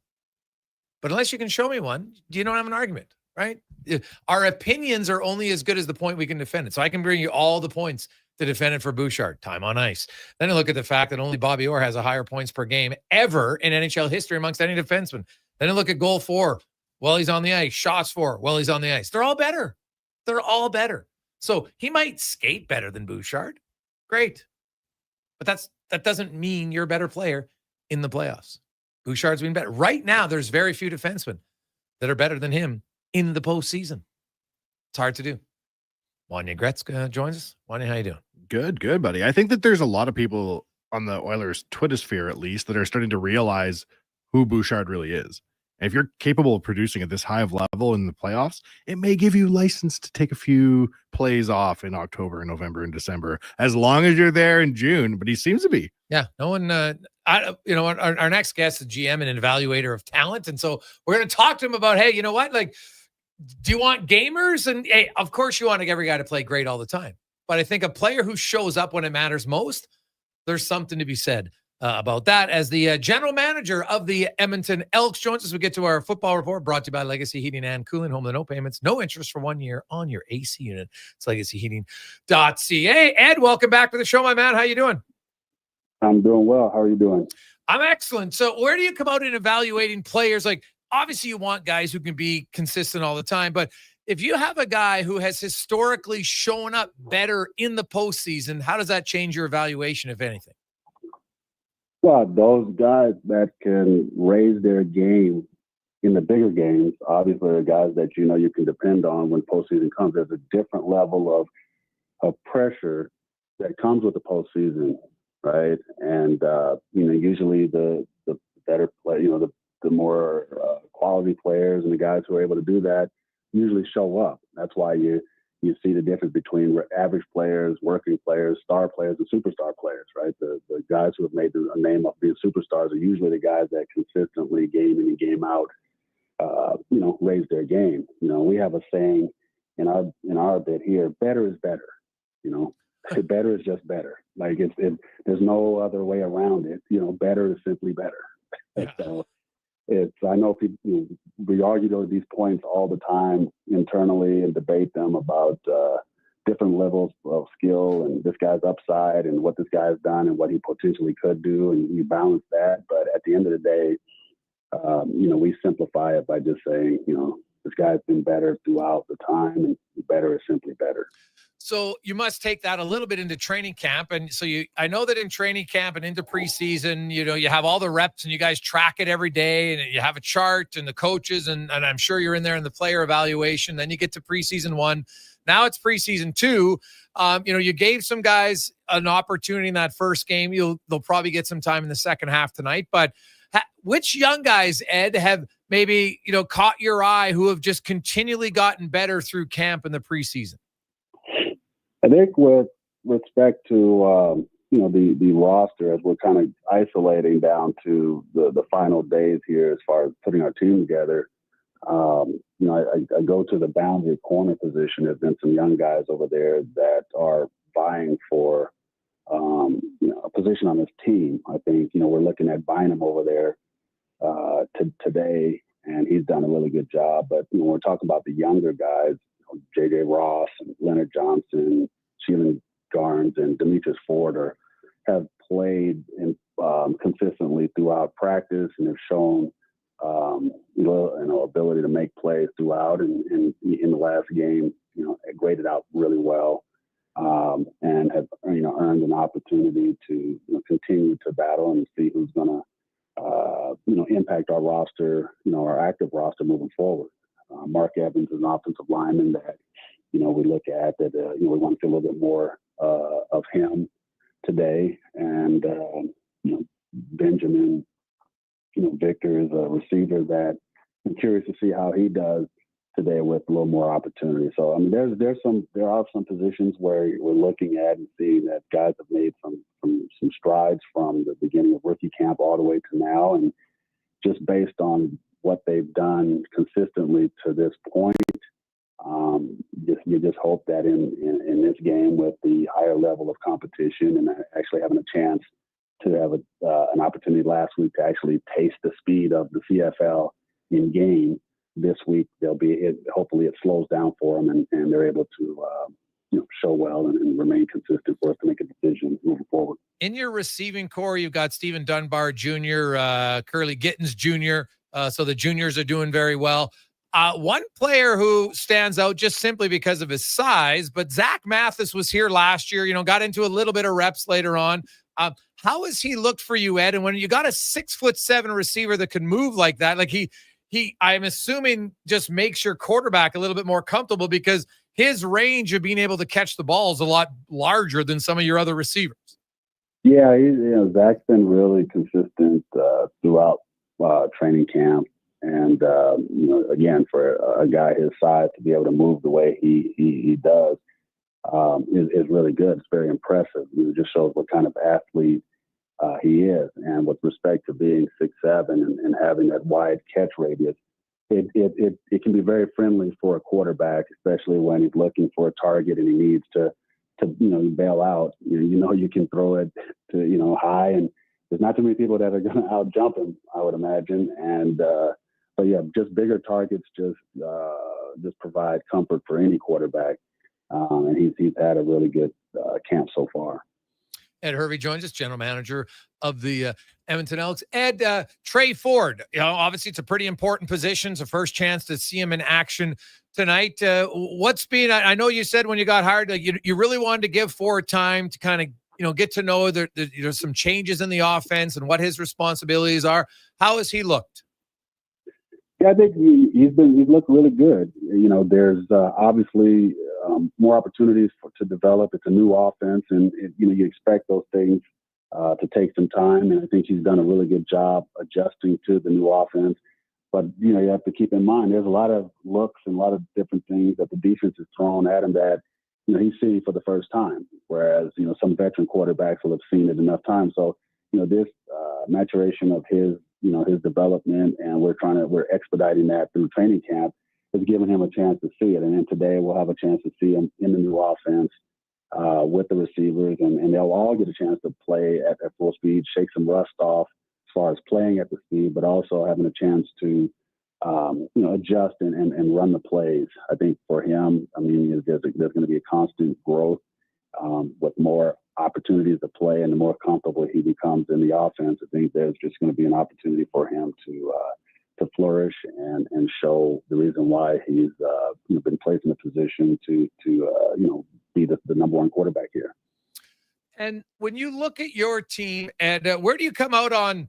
You play the regular season opener, but then you have a bye week. Is this good for your team, considering new coaching staff and everything, to have a bye week early in the year? Yeah, I believe so. I believe it gives us a chance to come out of training camp. We have that game, you play it, and then it gives us a chance to somewhat reset. It gives the players an opportunity to find housing. It gives the coaches a chance to go through their processes through in game and leading up into games. It gives us a chance to get 2 weeks to prepare for the next opponent and the home opener. There's a lot of positives with having that week off, especially this season for us. I think as we become more veteran staff and more veteran team, it's less likely to have to matter as much, but there's no consequence, in my opinion, for having an early bye with respect to coming out of training camp and having a chance to, just kind of gather ourselves and get our processes in order and take on the season. Ed Hervey, GM of the Elks, joined us. So, Ed, you have the final preseason game. When you got to have your final cuts and roster announced? Well, that'll be tomorrow. Tomorrow's cut down day, and usually that's 11:59 p.m. Eastern. But we will be taking care of a lot of those decisions early morning, mid-afternoon. The tricky part about cut down is you have to get through the game healthy first. Yeah. You gotta know what your health status of each player is, because knock on wood, you hope everyone comes out healthy, and that's the perfect scenario for us. But unfortunately, the game is quite physical, and different players could determine the fate of others depending on their health status. So that's why we have the full day to do that. We'll have a chance to grade the film early. We've set the time for 5 a.m. tomorrow morning to grade the film, and then we'll have a chance to see which players will visit with the docs tomorrow afternoon. But it's mandatory for every player to at least see the doc this evening and report something if it's there. If it's not, give a thumbs up, and we'll have some idea going into the morning which players potentially will need to see a doctor before we make the final roster. Yeah. When you look at your team overall, and I know health is a major factor for a lot of teams in preseason, you're like, you know what, hey, you got to play guys at some time. So how do you balance that? Is a half enough time for your offense and defense, to feel confident enough going into the regular season? Well, you'd hope so, right? You'd hope so. You'd hope that with the several weeks of camp, and the reps that they've had together. This, again, as I stated earlier, this gives the offense, the defense, the teams all the chance to play in game speed, right? First opportunity to play against another opponent. Again, not at the level that they're playing for something. They're playing for jobs, but the veteran players know how to navigate through preseason games. I find, but again, it gives an opportunity to shake off the rust. But I think a half, is good. Maybe a series in the third quarter in some cases. But our objective this offseason, as we talked about, our roster was to give ourselves the best chance starting the season. We wanted to get through it as healthy as possible. And we feel that, in recent years, you watch different rosters, different teams. A lot of the players are banged up, they're hurt. You got a long list of injured guys. It just doesn't bode well as far as having a positive start. So, quite frankly, I'm pleased where we are with respect to, the health of our football team. We still have a game to get through this evening. But we feel that, if we can get through it in half and get the work in that we need, the players can look sharp, get some execution, the timing. And it's also, our players, our team's first impression to show who they are to our fans. So we're kind of excited about that. But ultimately, we want to come out of this game with our health and with an opportunity to go into next week full strength and then get the season kicked off on the right foot. Ed, always good to catch up with you, man. We'll see you down at the stadium tonight. Thanks for your time. I appreciate it. Thanks for having me on, Jason. There you go. That's Ed Hervey, general manager of the Edmonton Elks. So preseason action tonight. Actually going down to the game. Looking forward to it. I want to see the offense. The few days I was at camp, the first day happened to be the first day they had pads, and the defense dominated. So, and they were hooting and hollering. I find the defense does that a little bit more, and that's fine. But, you want to see Ford in the offense. I've talked to the few of the guys around the team in the offense, and it is a little bit different for Trey Ford. He's still going to make plays. You want him to be in the pocket. But I remember the interview we had with Warren Moon, and what Warren Moon said when he came up to the CFL, said, hey, my best asset was throwing on the run.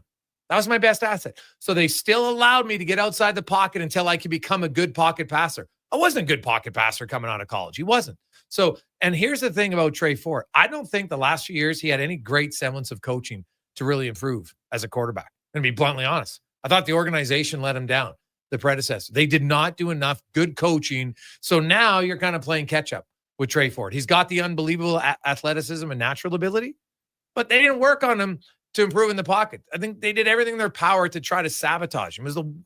I still don't get it. I don't understand it. So this year for Trey Ford, I think there'll be some hiccups along the way. But if he's committed to putting in the work, which I expect he will be, that you'll see big improvements through him. Not only from week 1 to you get to week 1, Trey Ford, to week 7, Trey Ford. And I think it's going to be a big difference. Is it a big transition for players coming out of college to come and play in the CFL? Oh, one massive. fewer down? Well, not even just that. It's just the game's fast. Everybody's better, right? It's stunning to me how many people in Edmonton who will tell you, a college football team would beat a CFL team. I'm like, are you delusional? They would mop the floor. Really? Yeah, it's not even close. Even the good program? Yes, you're getting the best players from colleges up here to one U.S. call. And I've talked to players who played at big schools in the States. They're like, it's a no-brainer. You're men. These are young guys, 21, 22. You got men here now, 25, 26. It would not even be close. And these are from the players who played there, who are now in the league. It would not even be close. I don't think the average sports fan in Edmonton understands that. Well, it's like Frank Saravalli, and I'm going to talk to him on our pod. When he tries to tell Kevin Karras that the USHL teams would beat WHL teams, I'm like, what are you talking about? No, they wouldn't. They would not. USL is a younger league. They would get crushed by the WHL teams. Size, strength, it matters. It does. Quick break. We'll return. Sports 1440, Oilers Nation, YouTube, Facebook, and X, and Instagram. It's a Gregor Show presented by PlayAlberta.ca. At Fountain Tire, we're all about one thing: taking care of your vehicle. Oh, and your wallet. I guess that's 2 things. Save up to 20% off select tires until June 14th. Fountain Tire. We're on this road together. Your Edmonton Riverhawks usher in the 2025 season with a massive home opener party Tuesday, June 3rd. Get there early for a cool Indian relay demo with horses and a world champion hoop dancer. Get your tickets today to watch the Hawks play at gohawks.ca. At Hughes, it's all about getting in and out quick and clean. No cash, no problem. With Hughes' new tap and wash system, all you need is your debit or credit card to get your vehicle sparkling clean. Find us at hughescarwash.com. Blue Jays baseball is back on Sports 1440. This Saturday and Sunday, listen live to the broadcast of Canada's favorite team. Proud to be the home of Blue Jays baseball. We are Sports 1440. At Sherwood Honda, you'll find the true north traits Canadians are known for. Friendly? Check. Reliable? Check. Canadian made? Here's how you check. If the first digit on the VIN number is a 2, that Honda was made here in Canada, like the Honda Civic, CR-V, and CR-V Hybrid. Sherwood Honda has a whole lot of 2s for you to choose, a whole lot of spirit, and a whole lot of reasons your heart sure would be glowing when you pay them a visit. Mission Rail and Auctions Public Unreserved Equipment Auction is next Friday at 9 a.m. featuring backhoes, excavators, graders, material handler, man lifts, platform lifts, skid steers, drum and padfoot packers, paver, turf mowers, wheel loaders, plus commercial trailers. Info at maauctions.com.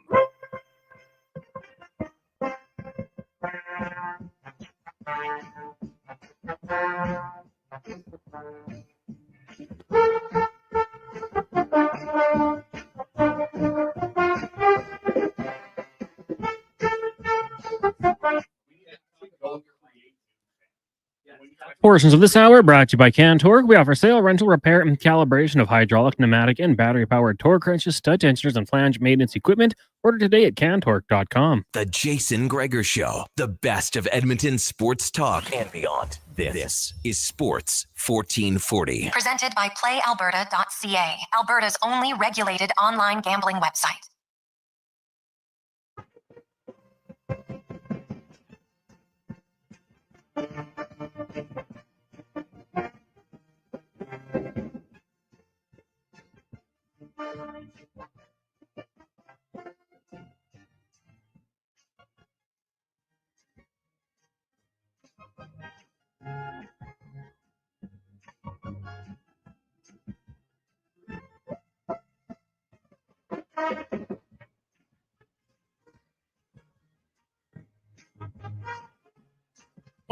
Welcome back. Jason Gregor, Connor Halley, Sports 1440, Oilers Nation, YouTube, Facebook, X, and Instagram. And hey, do you want to go to the Stinger game tonight? We just got a 4-pack of tickets donated. If you want to go to the Stingers game, Cons, time's that up. What time's tip-off? 7? Tip-off set for 7 o'clock tonight. Undefeated Vancouver Bandits in town. Ooh, yes. And the big win on the home floor for the Stingers on Wednesday night. A pretty convincing victory against the Honey Batters. She'll be looking for a little revenge against the Bandits, who come in now as the best team in the league early on in the CEBL. So it should be a great game. So if you want to go to the game tonight, a 4-pack of tickets, just text in your name. Say, hey, I want Stingers tickets, 833-401-1440, 833-401-1440.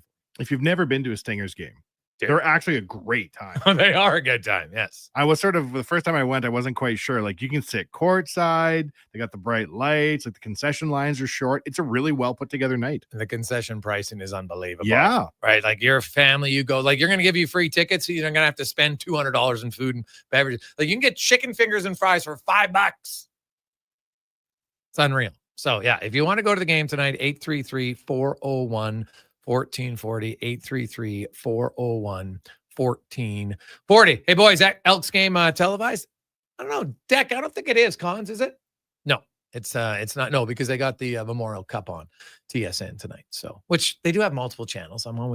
But they normally don't televise the preseason games. Just like the Oilers games aren't televised in the preseason very often. Only the Vancouver ones, because it's Vancouver's deal. So. Yeah. Now, I don't know if the Elks are streaming it on their website. We might have to ask them about that, Cons. Should be on CFL.ca. Oh, it is on CFL? Okay, so you can stream it to watch it. Well, there you go. Declan will be sitting at home streaming the game tonight. Very excited because he's sick, so he's being the good boy and he's not going out in public. He's just going to get us sick, but no one else. So windowless studio. So that's good. That's good. Very much so. So a few people text in, Cons will pick someone you can go in. So there you go. I like it. Hey guys, I really enjoyed Cuthbert and Simpson on the Oilers. Do they stay on point in the series? Will they do the final from Robert? Yes, they are. They are CBC/Sportsnet's #1 national crew, so they will be doing the Stanley Cup Final. Do you suppose they went to Gene Principe and said, if you want to be on the national broadcast, you got to cut your hair and not do anything funny anymore? No, that's Gene's choice as far as how he understands that his intro on the national is different because it's not just Oiler fans. That's what Oiler fans forget. The national broadcast isn't for you. It's for the national. The regional broadcast is specifically for you. And so Gene does his stuff for the Oiler fans. It's very because Gene's done the national. Anytime he'll do a national in the season, he does different. Yeah. So it's based on who your audience is for him. So his hair was something he cuts his hair once a year himself, but yeah, I think it was time for a haircut myself. Although my son disagrees. He thought he looked better with the big hair. During a cup run, you don't cut your hair? What's going on? I figured the big wigs at Sportsnet said, all right, you get the big chair, but. Yeah. Hey, guys, the scary thing is Bouchard isn't even in his prime yet. And he's the area that improved most in his game as he peaks his defensive reads and plays. He gains more experience. He's already elite offensively, and his overall defensive game continues to improve. Lock him up from Playbook Vic. Oh, they're going to sign him, Vic. It's going to be a big deal. Trust me, it's going to be. I've been saying this since last summer. The only way they could get under 10 mil is that Bouchard had like a terrible year. And if you're like, he had a terrible year, I'm like, he's still fourth in scoring. He had 69 points. It wasn't terrible. I said, but if he has a good playoffs, it doesn't matter because arbitration values the playoffs a lot, and he has arbitration rights. And I know people are like, he could get an offer sheet. What? He has literally 4 days from July 1st to July 4th where he could get an offer sheet because he has to file for arbitration by the 5th. And trust me, he'll file for arbitration because that's a guarantee. You know you're getting a contract. And his numbers, they'll be good in arbitration. So there's no, I see a lot of times the players in the will file for arbitration because it just gives them more time. And the coach, the GM, they're not in a massive rush because they're like, okay, his arbitration date will be set July 28th or August 8th or whatever day it is. And that gives you time to negotiate the deal. But no one's surprised here, people. As Rich Winter tells us as an agent, the big deals are usually the easier deals to make. This is not going to be a crazy negotiation. People, anybody who thinks Bouchard's not getting 10 million, you're not paying attention to his numbers. That's just the numbers. The numbers matter. Time on ice for defensemen, points get you big numbers, and he has high in both. He's getting a big number. If you're in front of an arbitrator and they go, how are your playoff performance? And you say, second to Bobby Orr. They put a big check mark beside your name and they say, get ready for the checks. Like, what do you counter that with? Well, in November, he took a few shifts we didn't like when he went back to the puck. Like, really? Yeah. Later, Bobby Orr. Yeah. Like there's not much that you can really counter with at that point. It's just how you just can't. You can't. Now, let's get to the 2-minute warning. Not yet. Okay. We won't get to it. Okay. All right. What the hell are you doing, Tater? You said us you want it done and now it's not done. That's a fine. That's a fine. So I don't know what the punishment will be, but we'll see. Come up with one. Do you think, Gregor, that the Florida Panthers are better or worse than last season going into the Cup Finals? It's a good question. Me personally, I'm not sure if their defense core top to bottom is good. Because the way Oliver Ekman-Larsson was playing was unreal last year. Montour was very good. Now, Mikola's come in. He's played really good. Ekblad and Forsling, they're a good pair. So if you go Ekblad, Forsling, and you say Ekblad, Forsling, and you go Bouchard, Ekholm, well, you're probably going to take them.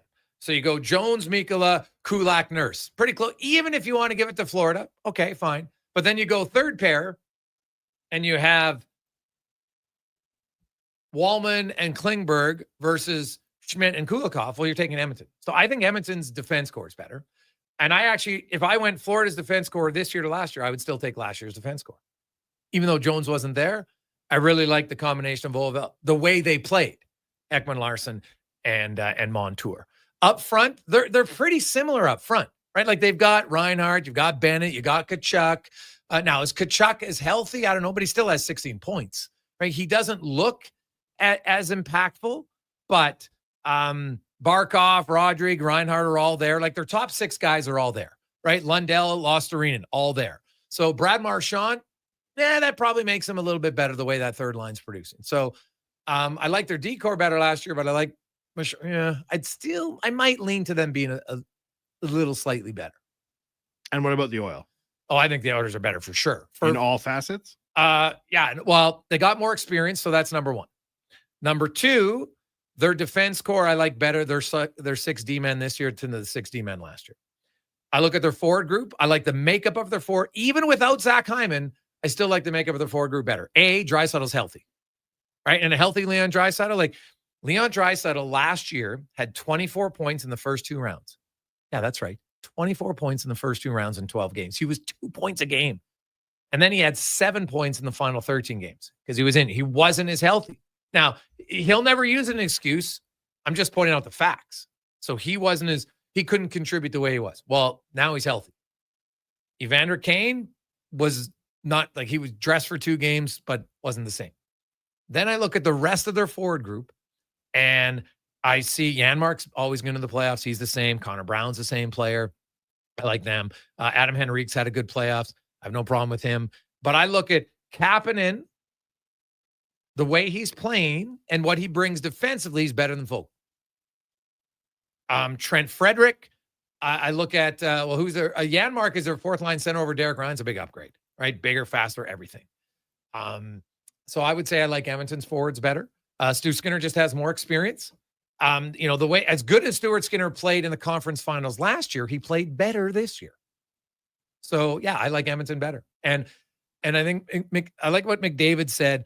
The Oilers get to the Cup final this year physically and mentally less taxed, right? They didn't have, down 2-1, down 3-2, down 2-1, having to battle back all the time. Like they were down 2-0, and that's like a month ago.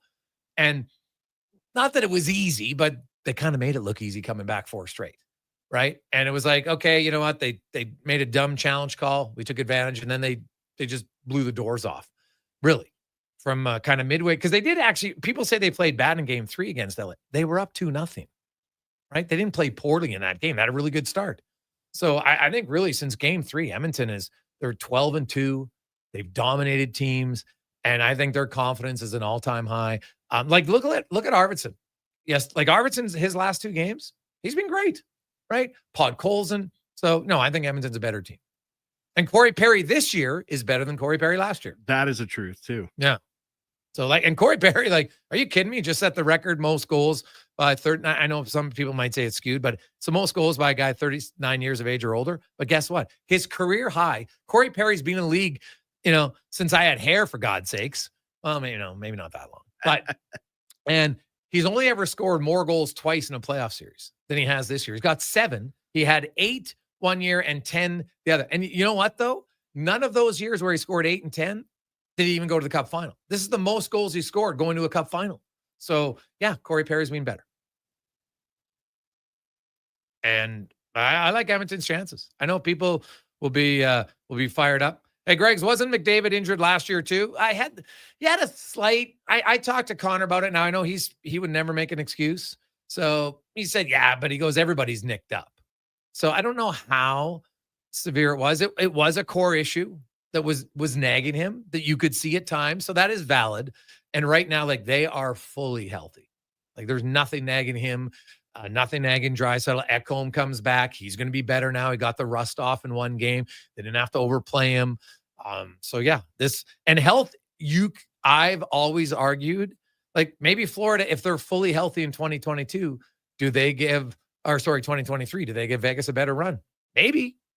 I still think Vegas might have won, but we'll never know. And so both teams are pretty healthy. The matchup on the third line to me is going to be fascinating because that Marchand Luostarinen line is playing great. But Janmark, Podkolzin, and Arvidsson, Janmark and Podkolzin are so reliable defensively that you can put them up there and say, hey, can we shut down Luostarinen, Lundell, and Marchand? And I'll say Arvidsson's, him and Marchand are about the same size, right? And so Arvidsson, he doesn't back down. He doesn't have as much of a rat factor, but he engages. So, Janmark's strong. That to me will be a fascinating matchup because that line's been excellent for Florida. And if you can just break even with them or slow them down, I will take Edmonton's top two lines, McDavid and Draisaitl over Barkov and Bennett all day. Talking about health, I was looking at the photos the other night of the 06 Cup run. Do you remember how close to death Ryan Smith looked when they won the Western Conference Championships in 06?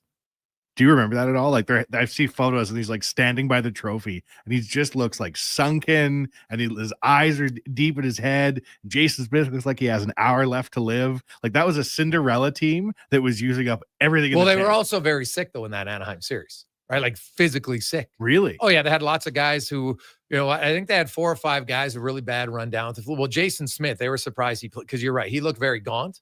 Yeah, he was really sick. So did Ryan Smith. Yeah. Like Ryan Smith looked like he aged 10 years in 3 rounds. You don't see that when you look at the Oilers right now. You don't see anybody who looks like they're just out of gas. At least I didn't see. No. That's what I said. Like the Oilers, it's weird. They're entering the Stanley Cup final. Oh, it's a war of attrition, all that. It's true. But they're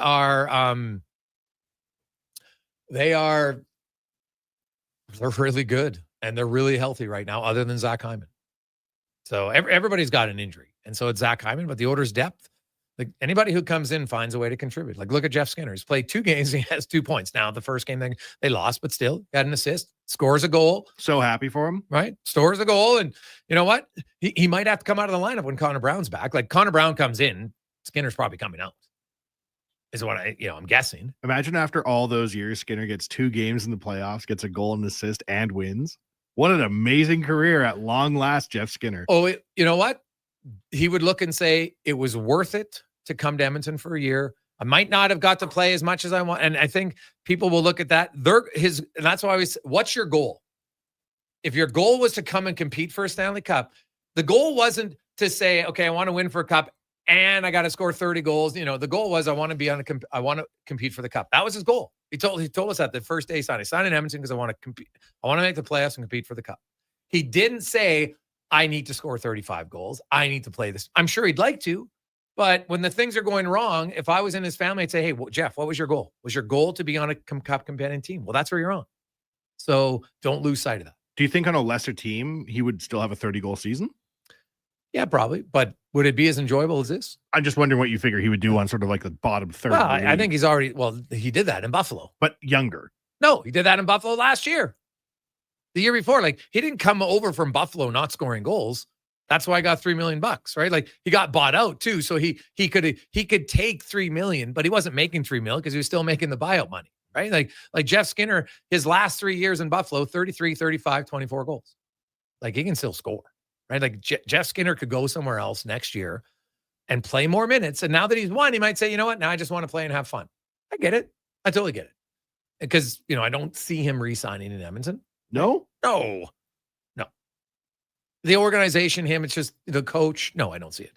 But that doesn't mean that they don't respect him because he's being the ultimate professional, which he has. Like he's had an unbelievable attitude in a tough situation for sure. Let's get to a quick break. We'll come back. We've got 5 questions or more on the Jason Gregor Show, Sports 1440, Oilers Nation, YouTube, Facebook, X, and Instagram.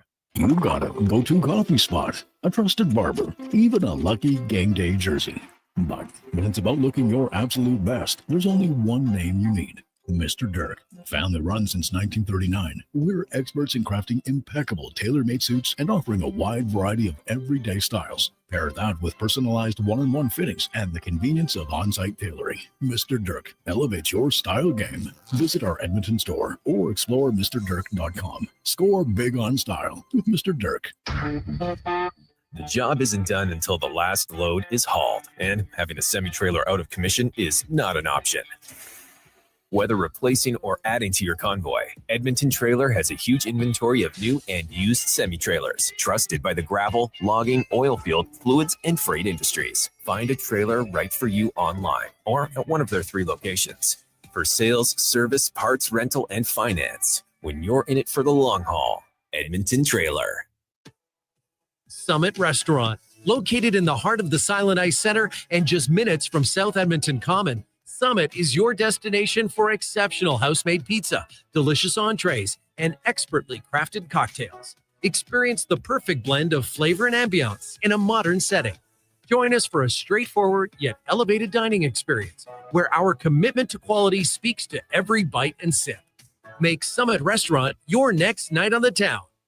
Truck Month is on now at GMC, and it's one of the best times to get behind the wheel. Right now, get a $5,000 cash purchase credit on 2025 Sierra HD models with a 13.4-inch diagonal center touchscreen and available Duramax 6.6-liter turbo diesel V8 engine with 470 horsepower. Plus, the most trailering assistance technologies in its class. Sierra has some serious hauling power and is the only off-road ready HD. Truck Month is on now. Ask your GMC dealer for details. Kevin Carius, Low Tide, Jason Gregor. They are all ready for the Cup run. Sports 1440 is your home for all things hockey, including our pre- and post-game show with Andrew Walker. Sports 1440. He's Edmonton's sports leader. The big one is here at the Brick. Big deals and even bigger savings. Score up to 25% off sofas, sectionals, and recliners. Up to 25% off TV stands, wall units, and fireplaces. Save 50% on beds when you buy 3 matching bedroom pieces. Plus, save the tax when you buy 3 major kitchen appliances. Finally, start sleeping better when you save up to 50% off select mattresses. These big deals won't last long. Some exclusions apply. See in store for details. The Brick, saving you more. Missioner Allen Auctions Public Unreserved Heavy Truck Auction is next Thursday at 9 a.m., featuring tandem and single-axle trucks including cab and chassis, decks, day cabs and tractors, man lifts, service bodies, pickers, plows, and van bodies. Info at maauctions.com. Need a solid foundation without the fuss? Richard and Kalina at DCL Pile Driving have your back. Locally owned, they offer straight, driven piles. No screwing around. Serving all of Alberta. DCL Pile Driving gets your foundation ready in hours with minimal ground disturbance. Perfect for tight spaces, whether it's for a deck, grain bins, or RTMs. Tell them the radio sent you and receive a special discounted rate. Call or text 587-322-PILE. DCL Pile Driving. Don't get screwed. Get piles driven. A fire ban is now in place for northern and central parts of Alberta where wildfire danger is extreme. Because of hot, windy conditions, wood-burning fires are not permitted on public or private land. For more information about bans or restrictions in your area, visit albertafirebans.ca. To report wildfires in the forest protection area, call 310-FIRE. That's 310-FIRE. A message from the Government of Alberta.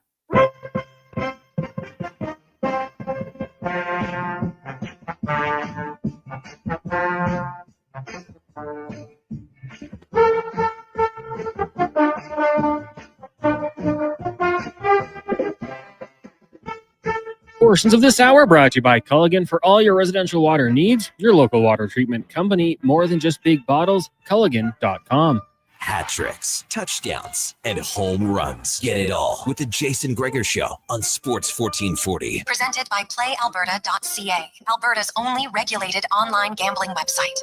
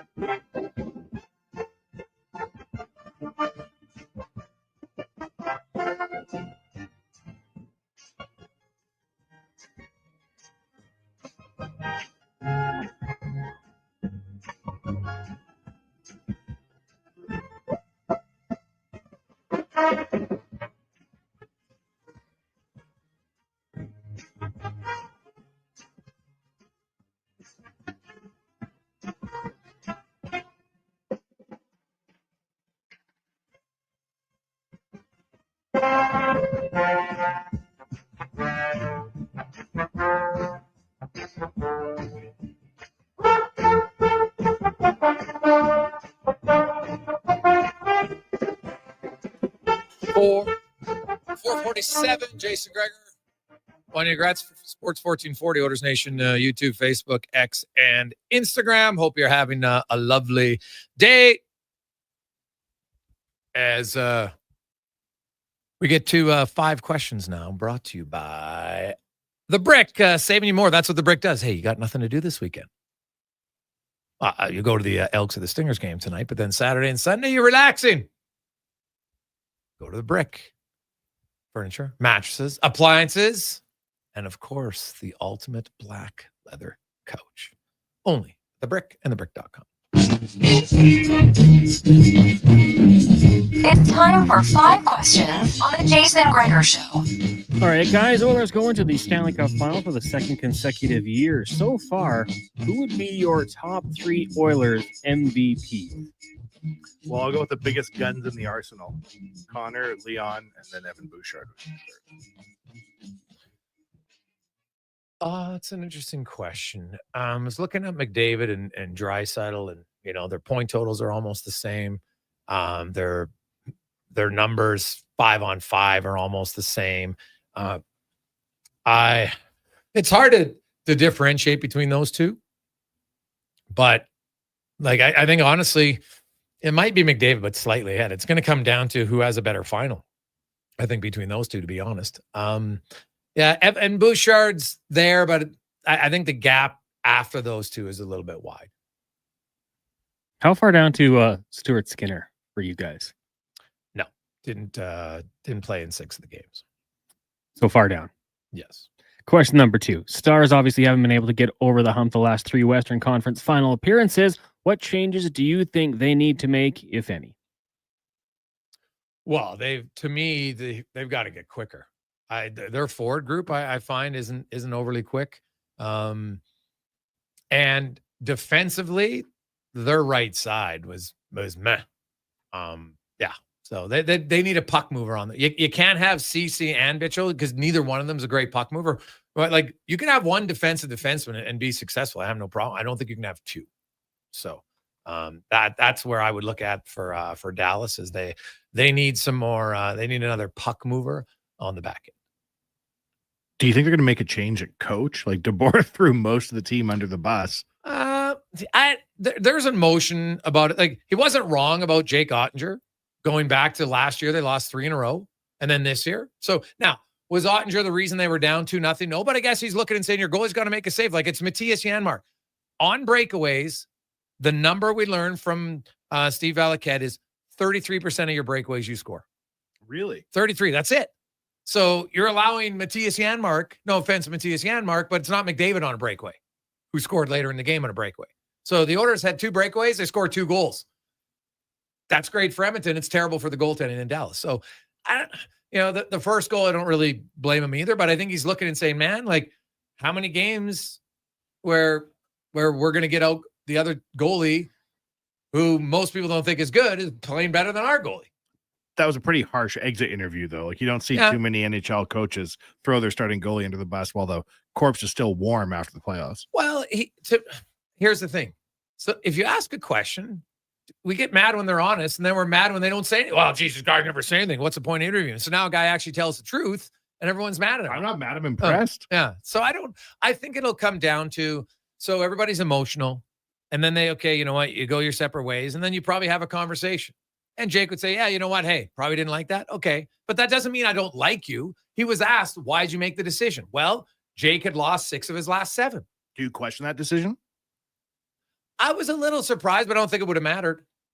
I don't think that, you know what? You could have put Jake Ottinger in. I don't think that Jake Ottinger would have suddenly stood on his head to make a difference. And I don't think Casey DeSmith was going to stand on his head to make a difference. So I think at that point, now, does Ottinger stop the Skinner goal?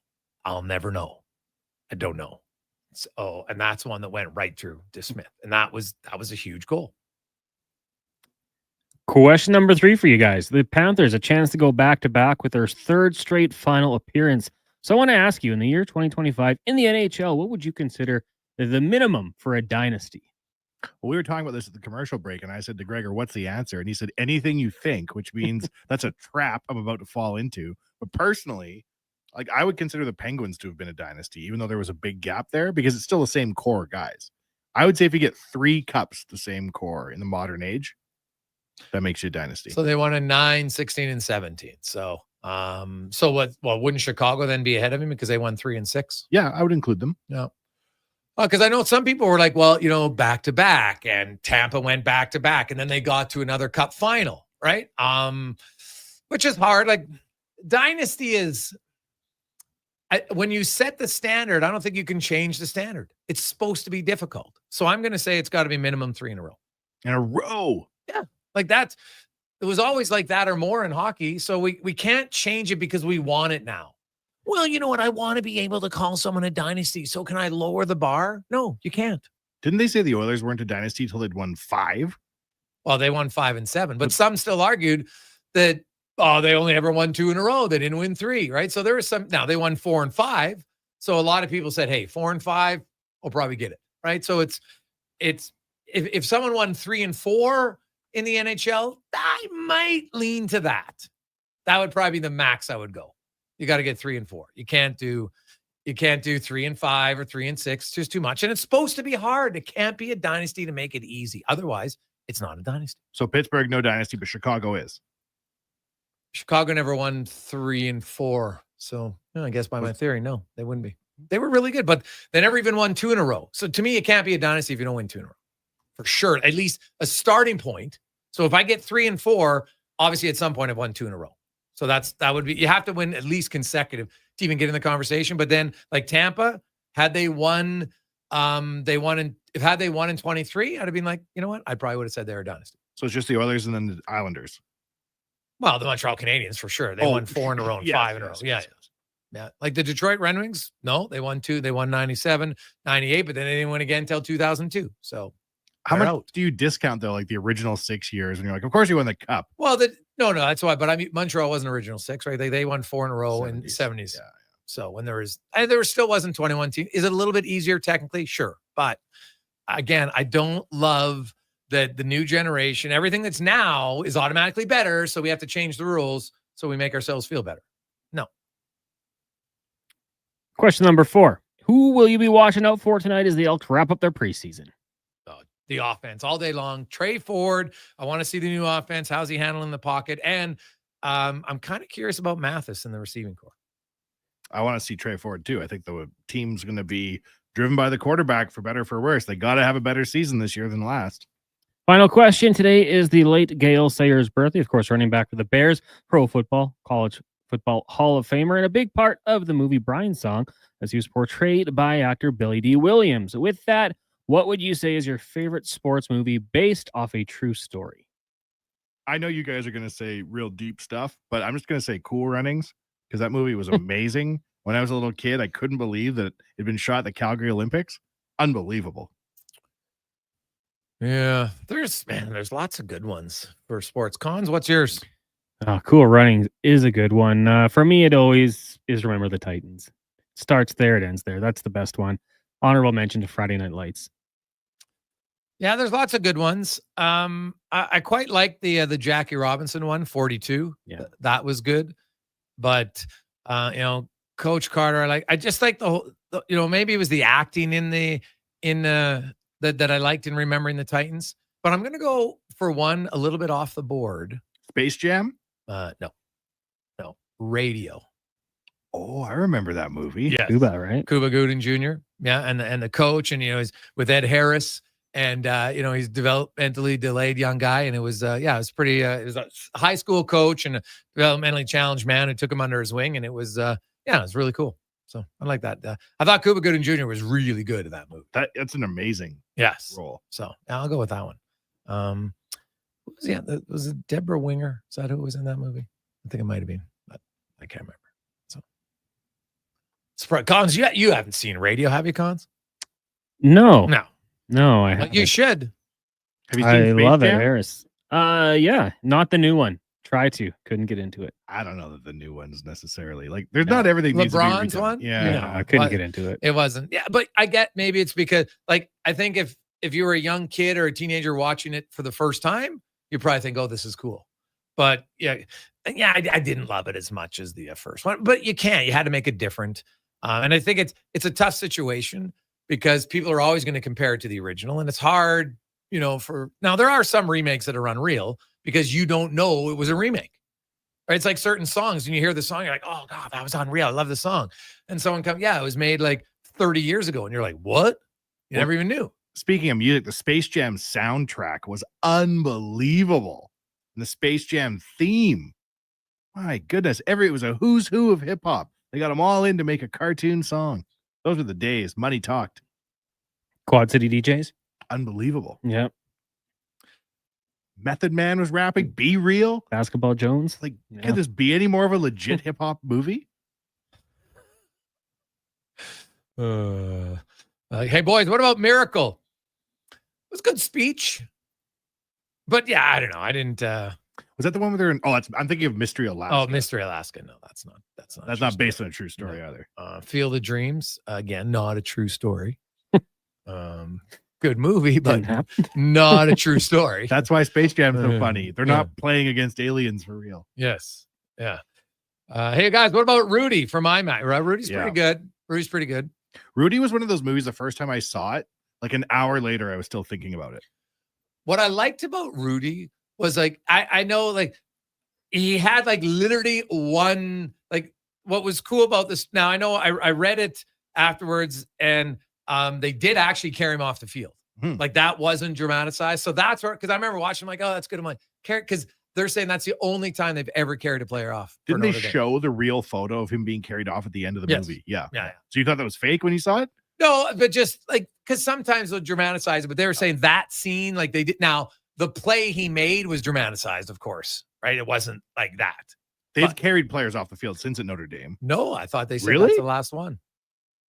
No. All those years. You ever think they were getting close and someone's like, no, just for Rudy? I don't know, but Rudy is a good movie for sure. I thought Sean Austin was quite good in that flick, so it's good. What was the one where Will Smith was Muhammad Ali? That was pretty amazing. Ali. Oh, yeah. Yeah. How'd they come up with that name? I know, it's very unique. It's like the Jason Gregor Show. Where'd we come up with that one? It's just like, put a lot of thought into Took consultants 6 months. A lot of people like League of Their Own, Blindside. I like Grizzlies. That's a good. Grizzlies is good. The lacrosse movie. Oh, fantastic. There's a lacrosse movie? Yeah.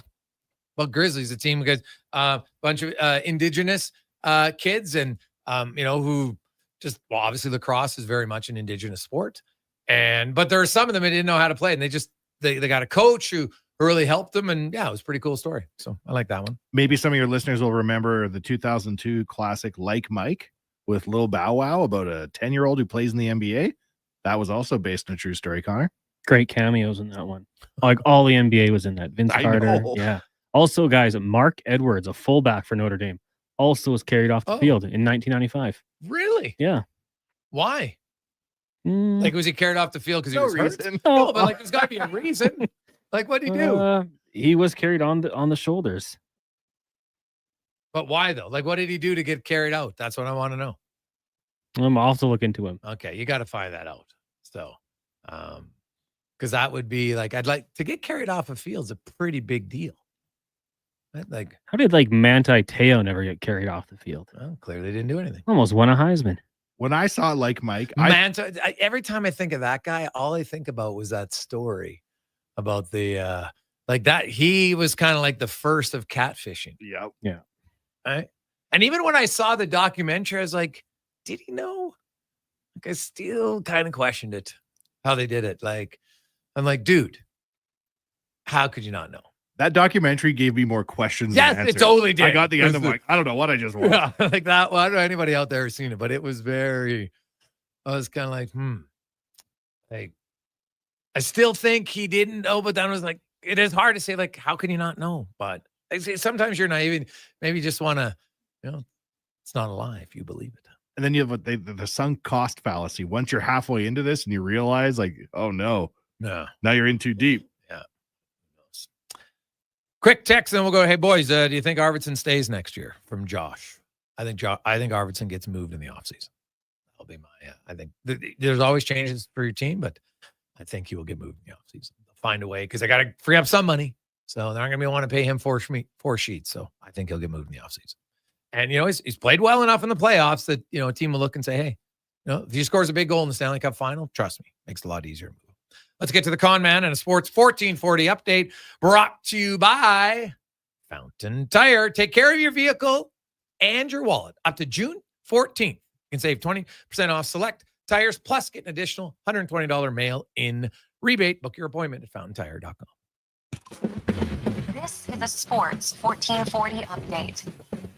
The game day in the City of Champions, as you got the Stingers taking on the undefeated Vancouver Bandits down the Expo Center. Tip-off on this one set for 7 o'clock. You also have the Edmonton Oilers preseason finale at Commonwealth. They take on the BC Lions. Kickoff on that one set for 7:30. Also in the CFL tonight, you got the Owls taking on the Red Blacks, Tiger Cats in Toronto, and it's the Rough Riders meeting the Winnipeg Blue Bombers in the majors. Jays looking to make it 3 straight. as they take on the Athletics tonight. First pitch, 5:07. One game going on right now. Brewers up on the Phillies 2-0. And earlier today, it was the Reds over the Cubbies 6-2, and the White Sox fall to the Orioles 2-1. Memorial Cup action getting going shortly. Moncton taking on the London Knights, the winner of this one advancing to Sunday's final against the Medicine Hat Tigers. Coming up in hour 4 of the Jason Gregor Show, we'll be joined by Mark Spector of Rogers Sportsnet and Alan Mitchell from the Lowdown with Low Tide. I'm Connor Halley. This has been a Sports 1440 update. Sports 1440 in West Edmonton Mall and Wetaskiwin. CKJR is a Stingray radio station. Download the free radio player app and listen wherever you go. Legend has foretold of a smoothie so delicious and refreshing that it could quench the thirst of a fire-breathing dragon. But it's also a great pick-me-up after a workout. The new Dragon Slayer smoothie from Booster Juice, a legendary blend of dragon fruit and mangoes, destined to be your next obsession. Try it today along with the new Dragon Booster Ball and the Pink Dragon Booster Mixer. 3 epic menu items to conquer your cravings. Booster Juice, Canadian-born, blending since 1999. Hold on to your hockey helmet, Edmonton. On the Rocks is serving up 60-cent wings that fly off the plate faster than a slap shot. And Molson Canadians for $5.25. OTR's TVs, hey, they're so clear you'll see the puck better than the ref. That ain't hard, is it? And every game night during Edmonton's playoff run, specials start 30 minutes before puck drop and last for the whole game. Be a part of the legend. See the menu at ontherocks.yeg.com.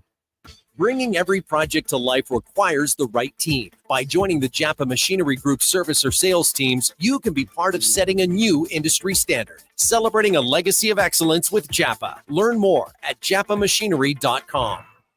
At Fountain Tire, we're all about one thing, taking care of your vehicle. Oh, and your wallet. I guess that's 2 things. Save up to 20% off select tires until June 14th. Fountain Tire. We're on this road together. You've got a go-to coffee spot, a trusted barber, even a lucky game day jersey. But when it's about looking your absolute best, there's only one name you need.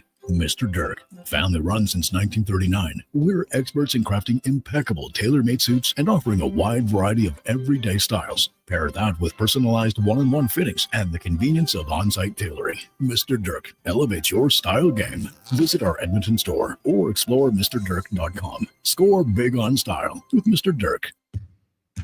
Experience Edmonton Stingers Pro Basketball. Tip off your weekend with us Friday, May 30th at 7 p.m. It's the most affordable, family-friendly, fun sports experience in the city. Tickets start at just $20.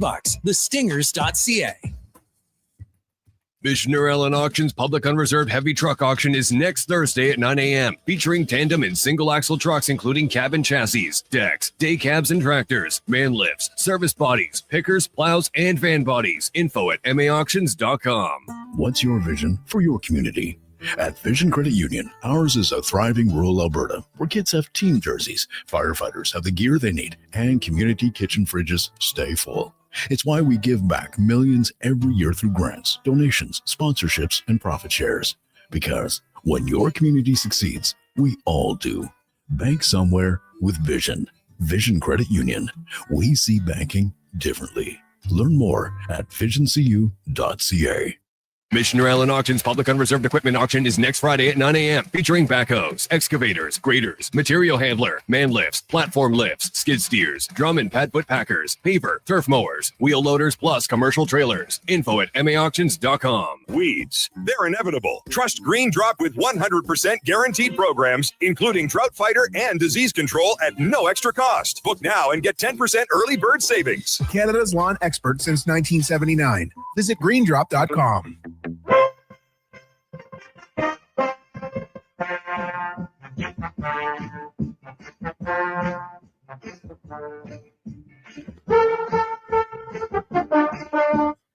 Portions of this hour brought to you by Crystal Glass, your clear choice for residential windows, locally manufactured and installed. Crystal Glass provides a beautiful product and incredible customer services for all of your residential needs. Call 310 Glass or visit crystalglass.ca for a quote. From puck drop to kickoff, it's the Jason Gregor Show on Sports 1440. Presented by PlayAlberta.ca, Alberta's only regulated online gambling website.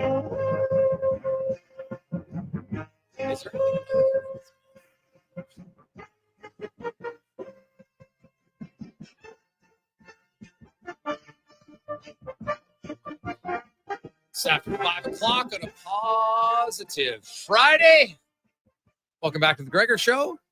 Sports 1440, Oilers Nation, YouTube, Facebook, and X is always presented by PlayAlberta.ca. Get in the game tonight. Use the promo code Gregor15. You'll get a free play. You can get in the Memorial Cup semifinal. Of course, we got NBA action this weekend. Game 6.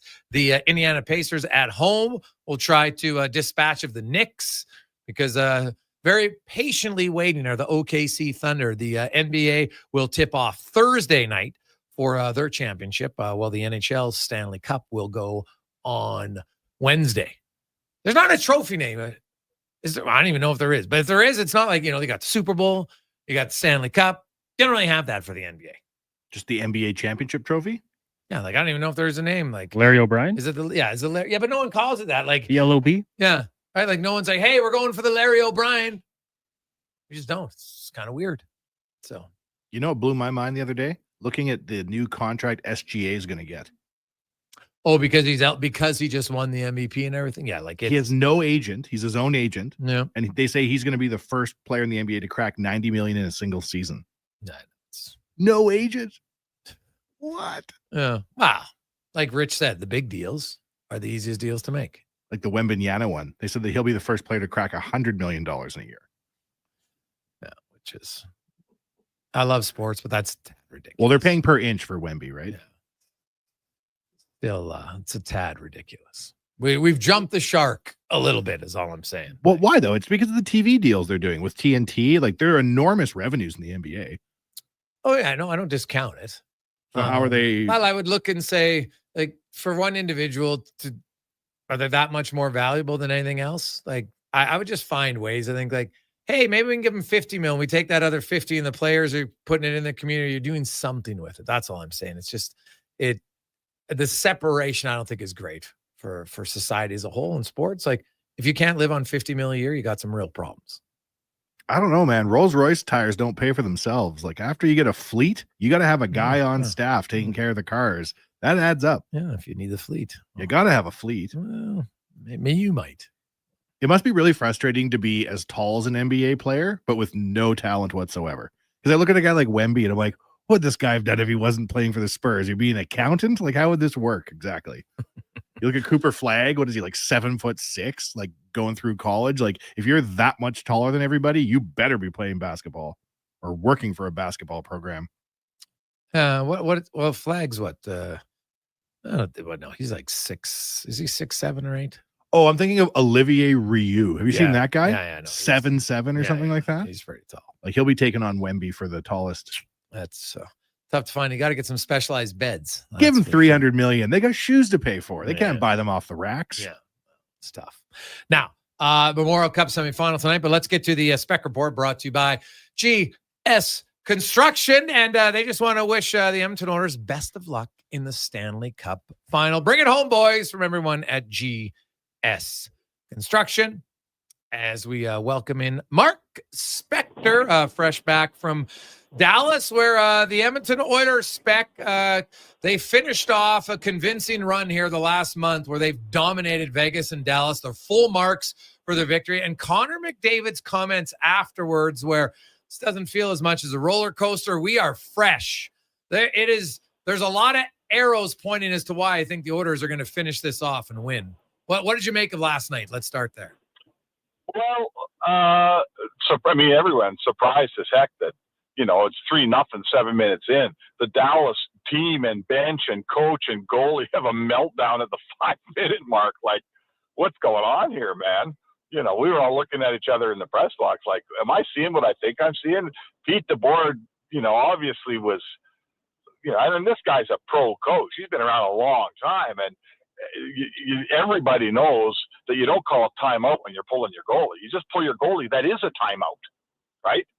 So he obviously calls a timeout. He doesn't decide it if he's pulling his goalie. He clearly doesn't tell Ottinger that he's pulled. Ottinger starts going back into the net, and yeah, it was crazy. He calls him back. Like it was. So anyway, that's how in the first 7 minutes there was so much going on in that game. I couldn't believe it, and then it became. What did Connor said, you get up 3-0 with 7 minutes in. He says, it's a long way home from there, man. You knew that stuff was going to happen between the 7-minute mark and the 60-minute mark. You knew Dallas was going to have a couple runs, and they did. And it turned out it was a pretty entertaining hockey game, I thought. Yeah. Oilers got off to the start they wanted. They get another guy comes in. Jeff Skinner's the 19th player to score a goal. Connor McDavid scores, and his edge work on that breakaway goal is ridiculous to me. Just how he flipped over his right edge to the outside, just so he could go. He could kind of slow down without slowing down. There's not many guys who can even do that play, so it was pretty ridiculous. But what another signature McDavid goal in a giant game, right? I got a piece on him right now up on sportsfed.ca, and that's the coolest thing about Connor McDavid in the Cup is that there's more of this coming. Like, he'll be great, and everybody absolutely knows he'll be great in this Cup because that's what he does when the games are elevated.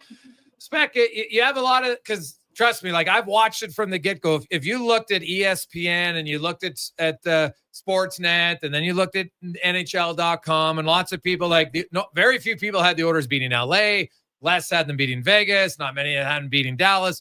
Do you think they still believe, or it's because now they're the champs? Are you expecting everybody to still be leaning heavily to Florida? Or do you think that Edmonton's dismantling, and I don't use that word lightly, but dismantling of Vegas and Dallas might get some people's attention? Oh, it has to. I mean, I think it's getting our attention in terms of, series by series. Like, I've been picking them to win, but I was like everybody else when the season ended. I was like, they might beat LA, but I don't think this team's going anywhere. It's just not their year. Well, they've obviously turned it around. They built some momentum. They've got things are going well. So yeah, you pick them to be Vegas, you pick them to be Dallas. But now we look back, Jason, and we go, okay, I thought they would beat Dallas, but it wasn't supposed to be relatively easy. I mean, Dallas led that series for 14 minutes and 6 seconds. Vegas, they went into Vegas and won 3 times in Vegas. Like, they didn't just beat 2 really good teams. They smoked them both out of the water. So I think we take a little bit different look at the Oilers as they go in the Cup. And I thought, the one thing we see about McDavid now is he doesn't just control what's going on the ice. He kind of controls what's going on off the ice and what the narrative is. And he made sure to say yesterday, and no one really asked him this, he said, hey, he says, it hasn't been as emotional. It hasn't been as taxing on us, not as many ups, not as many downs. He says, a lot of those emotional games drain you. He says, we're not drained, man. We are not drained. I thought, that's a guy setting the table for, don't talk to us about a long run. We haven't even started our long run yet. Yeah, no, that's totally fair. The Oilers' defense last night, Spec, they bring in Ekholm, and they just kind of bring him along. He wasn't playing huge minutes, played a fair amount, but I think he ended up playing the least amount amongst the 6 players. And, I saw how the Paul Coffey rotated his blue line. Like, Nurse and Kulak is a pair where I know that Kulak had the one brain fart. It was kind of odd, doesn't make those plays. But other than that, doesn't make that play very often. No, wasn't a great play. Other character. Other than that, they weren't on the ice together for 1 shot against. That was the only shot against all game for Nurse and Kulak as a pairing. The entire game. So is that right? Yes. So I thought they played well, and Wallman and Klingberg continue to play well. Even when Dallas made it 3-2, then McDavid tied it, and then it was they never really felt that they weren't in control of that game. I mean, it was, even when they did get to within a goal, somehow the Oilers found the next goal every time. And that stat that you talk about, I mean, Darnell Nurse is, and Kulak, but the game that Nurse had yesterday was unbelievable in terms of shot suppression. And when he was on the ice, the game was in total control for the Oilers. Dallas did pull within a goal a couple times, but when you talk to Pete DeBoer after that game, I don't think he ever felt they could retrieve it after it was 2-3-0. I mean, look, man, Edmonton's a way better team than Dallas. Their goalie's better than Dallas's goalie. And I know everyone says Ottinger's great, and DeBoer should have been nicer to him and all that. Ottinger wasn't any good in this series, man. He didn't win a game for him. He barely made a big save for him. When they needed him yesterday, he couldn't stop Matthias Janmark on a breakaway. right? All the guys in Edmonton did their job big time, and there's a whole bunch of guys wearing green from Wyatt Johnston to Robertson for most of the series to Mikko Rantanen to Rupe Hintz. They didn't do their jobs, and that's why that was a 5-game rout. And I heard Button on your show earlier, it could well have been a sweep if they don't mess up their third period in game 1. Yeah. It's very true. And you look at the Oilers and the fact that they now they get some time off. Connor Brown fully expected to be ready for Wednesday. So outside of Hyman, you know what? They're going to be well rested. How much do you think the revenge factor or the knowledge factor matters? I don't really think there's anything there. I really don't. I don't think these guys, we all know what they want. They want to win a cup. We all know they've paid their dues. We all know they're good enough. And I think we all know that they're in a position now where this team is playing a way different and superior brand of hockey than the one that almost beat Florida last year. And I know Florida's better. Seth Jones makes them better. Marchand makes them better. And we're not picking the series yet. I'm not here to do that. But I don't think these guys care if they're playing Florida or Carolina or Toronto. They don't care. They're on a mission to roll out 4 or 6 more games like they've been throwing at these teams during this 12-2 run. And I honestly believe that the guys on this team feel like if we do what we've been doing and if we play maybe even a little better because we're in the cup here, it's going to be enough. I think they feel like it's going to be enough. They want to get a jump on the opponent, Florida, in Edmonton. And there is just a ton of belief here that they can win a Stanley Cup this year. And they don't care if they're playing the Johnstown Chiefs, man. They'll whoever. Yeah, no, that's fair. So Spec, when you look at Dallas, and do you think that they're going to change the coach? Like a lot of people are like, oh my God, he said this. He basically told the truth about his goaltender. But the fact that they're the first team in NHL history to lose the conference final 3 years in a row, do they got to make what change? If it's not the coach, what changes they make? Well, I think they have to. I agreed with what Craig Button said a couple hours ago on your show that first of all, their important forwards are too light. They got light, small forwards in important spots. It's the oldest story in the book. Big and good beats small and good every day. Their defense is okay. Heiskanen was a little bit dinged up. I don't think that third pairing was very, it was a mixture of Lilabushkin or Petrovic or whoever with Bixel. That didn't get it done. And to be honest, I think Jake Ottinger's got a little bit of Connor Hellebuyck in him here and a little bit of Mitch Marner and Matthews. It's awesome to be good for 82 games, and Ottinger's one of the best there is. But do we care anymore if he's good in 82 games? I don't think they do in Dallas. I don't think they do in Winnipeg, Jason. Do we look at Hellebuyck the same now? Listen, I voted for Hellebuyck for the Hart Trophy. I wish I could have my vote back.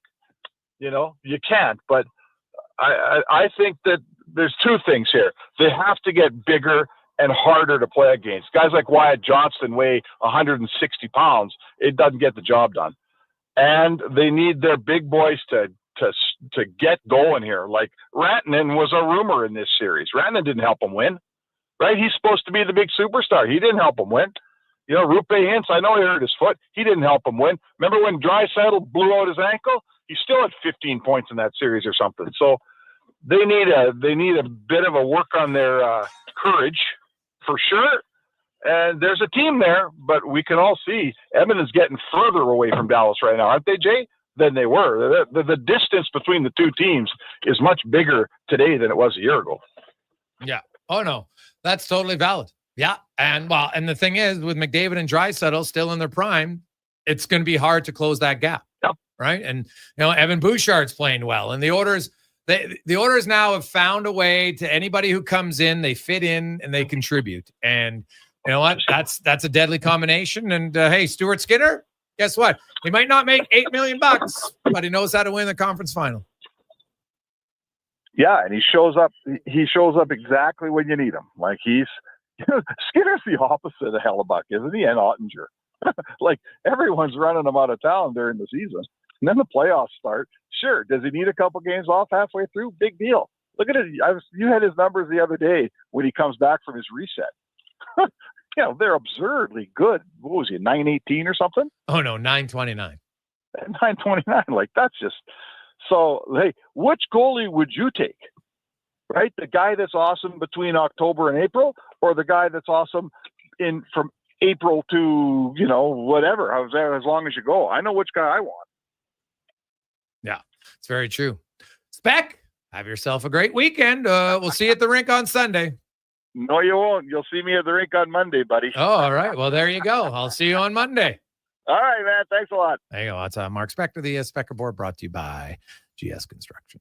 Quick break. We'll return. LT will join us on the Gregor Show, presented by PlayAlberta.ca. Hey, Alberta. The all-new Play Alberta app is here. Casino, sports betting, lottery, all in one app, right on your phone. And because it's Play Alberta, you know it's safe, secure, and reliable. Download it now and play over 500 online casino games, live dealer tables, and unique games you'll love. Plus, bet on sports from anywhere in the province. You in? Download Play Alberta now from your phone's app store and deposit using promo code OIL for a $100 casino bonus on the house. That's promo code OIL for a $100 casino bonus.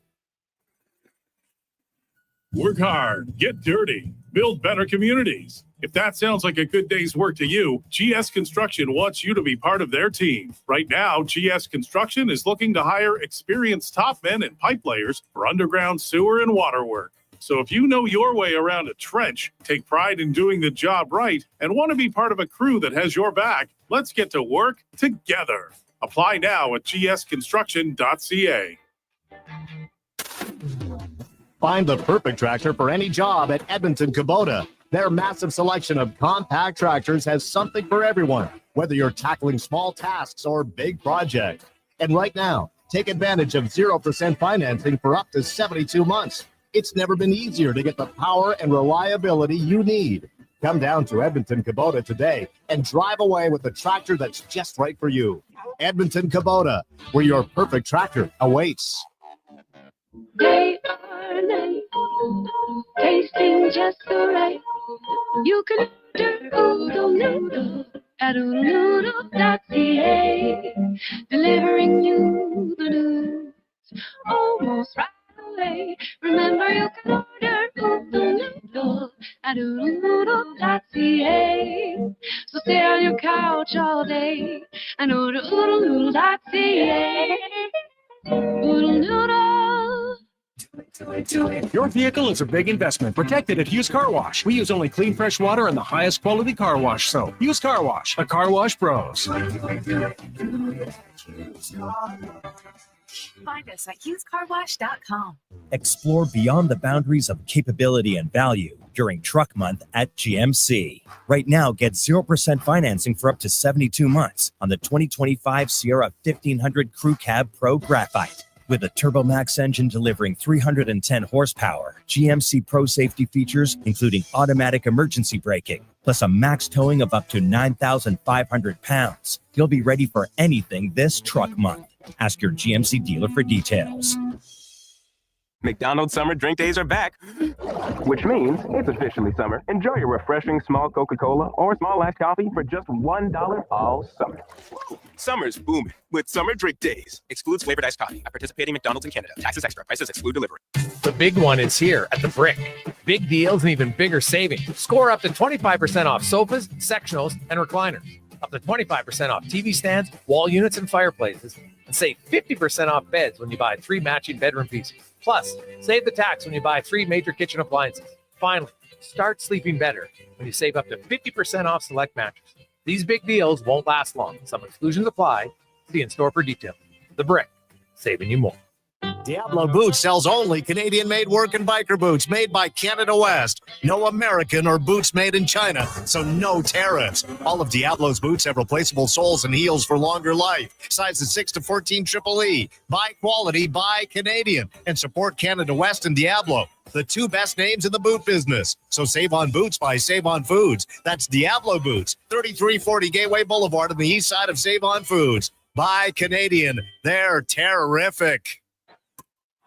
Blue Jays baseball is back on Sports 1440. This Saturday and Sunday, listen live to the broadcast of Canada's favorite team. proud to be the home of Blue Jays baseball. We are Sports 1440.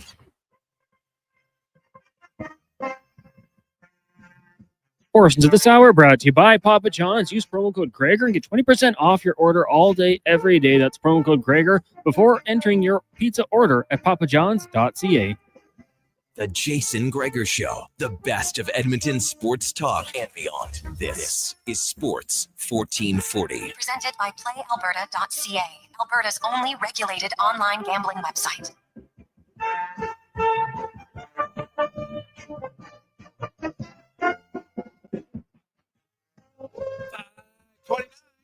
Jason Gregor, Connor Halley, Wanya Gretz with you, Sports 1440, Oilers Nation, YouTube, Facebook, X, and Instagram. I got the 2-minute warning coming up after LT, but let's go in the room, brought to you by Action Electrical. Over 50 years of experience. Of course, they have their new division, which is the estimating dispatch team. They just got the bucket truck. We're working height of over 45 feet. They'll come out, estimate, and help you. Anything that you need, they can help you out now at actionelectrical.net. As Al Mitchell, host of the Lowdown, noon to 2 weekdays here on Sports 1440, joins us. LT, you've watched the Oilers for a long time, and when you look at this team compared to last year, where do you view them? How much better are they? Do you view them better? For me, the key is that they have much better depth, and it's across the roster. The O-line, get good players, keep good players. The Zach Hyman is a substantial player, and I'm not saying they didn't miss him last night, because they did. But Corey Perry slides up. Jeff Skinner, I thought, played well. Ekholm slides in. He didn't play all of the Bouchard minutes, but he looked fine. And now they've got Stetcher resting, and he's next man up. Both goaltenders have played. I thought, Skinner, he'll hold the net here into the final, and I suspect he'll play all of the games, but you never know. They have better depth, I think, than any team in memory for the Oilers. I think you'd have to go back to the 80s team. They're even their part-time guys. I think you can look for, they need a right-handed center who can penalty kill and take face-offs. But even then, they've got Derek Ryan. So they kind of they're fairly complete, and their puck moving defensemen are, so good. I know that people are after Kulak a little bit after last night, but he can move the puck. Nurse can move the puck. Wallman and Klingberg, of course, Bouchard can do it brilliantly. Ekholm too. Stetcher. This is a team that I think is built to win more than one way. And now that they're playing Florida with their suffocating forecheck, I think those puck-moving defensemen are going to be huge. I think this team has better depth than any team in memory that's had an Oiler jersey on. Yeah, that's probably fair. I do think they're a little bit better than last year's team for sure. And now they got a chance to show it against the defending champs. So, it's rare in life you get a second opportunity, and that's what the Oilers have. Yeah, and they are the things that they did well a year ago, they got to continue to do. And I think that for some reason people came out of Game 7 thinking that it was Stuart Skinner's fault. I'll never understand that. I think if they get to Game 7 and the Oilers goaltenders keep the opposition to 2 goals, the Oiler forwards and defensemen have to score 3. That's the deal. 3 goals isn't too much to ask in the modern NHL. So I think that whatever the final score is, if it gets to Game 7 in the final game of the year, I never really understood last year why so much went down on the defense or whatever. I thought it was a team loss. It was close. They were close to being good enough, but this team this year seems to have I'll put it this way, an extra gear, and I think they're healthier too. Maybe they're not. You probably look at the numbers and prove me wrong there, but they seem to be healthier even with the Hyman injury. It's pretty crazy, LT. I know you speak so eloquently about the team. Looking like we're the OGs, and we were looking back in the days at how bad some of the old rosters used to be, and how we would have to try to coax mentally some crazy gymnastics as to what needed to occur for the Oilers to make the playoffs in some of the years of the decade of darkness. If you'd explain to us, like a visitor from the future, what life is like in 2025, and like the fact that we have a Connor and a Leon, I don't think you could almost even believe yourself that the roster is as fantastic as it is. Yeah, it's funny because the whole process, it began like after Pronger got traded. The idea was it was going to be a rebuild. They got Gagne in the 07 draft, and Cogliano came up same year. I think Nielsen was on that line, and there was a lot of hope there and a lot of progress. And then they got to 2010, and it's like you got Hall, and then you get Nuge, and you already had Everly, and oh my God. And the difference between the false starts, I call them, were that the kids were thrown into the deep end almost immediately.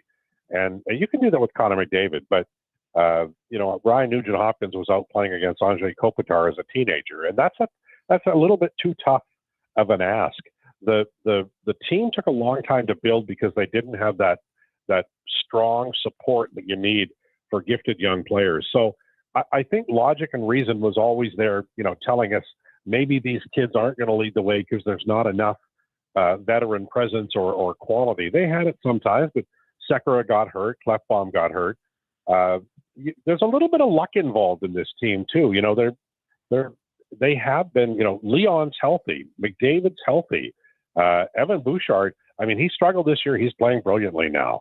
It's all kind of coming together, and it only has to last another 10 days. And that's the key because, any roster, any sports roster, certainly a hockey roster, is in constant motion. There's stuff we don't know about the players who are going to play in game number one. We probably don't want to know, but they just got to get to the finish line now. I think it's amazing. Nugent Hopkins, of the three big draft picks, Hall and Everly, stayed here the longest, was rewarded with the contract. It is crazy to see how well he is playing in 2025. I love it. It's one of my favorite things. I was always afraid that Chiarelli was going to trade him because, as you remember, back in the day, when for the first 3 or 4, maybe even 5 years that Nuge was here, he'd get sick in November. I don't know what it was, but he would have this, like he'd get the flu and he wouldn't play very well. Or, Dallas Eakins would play him for 28 minutes and 12 seconds when he was coming off injury. And there was always something with Nuge, and I was so afraid Chiarelli was going to trade him.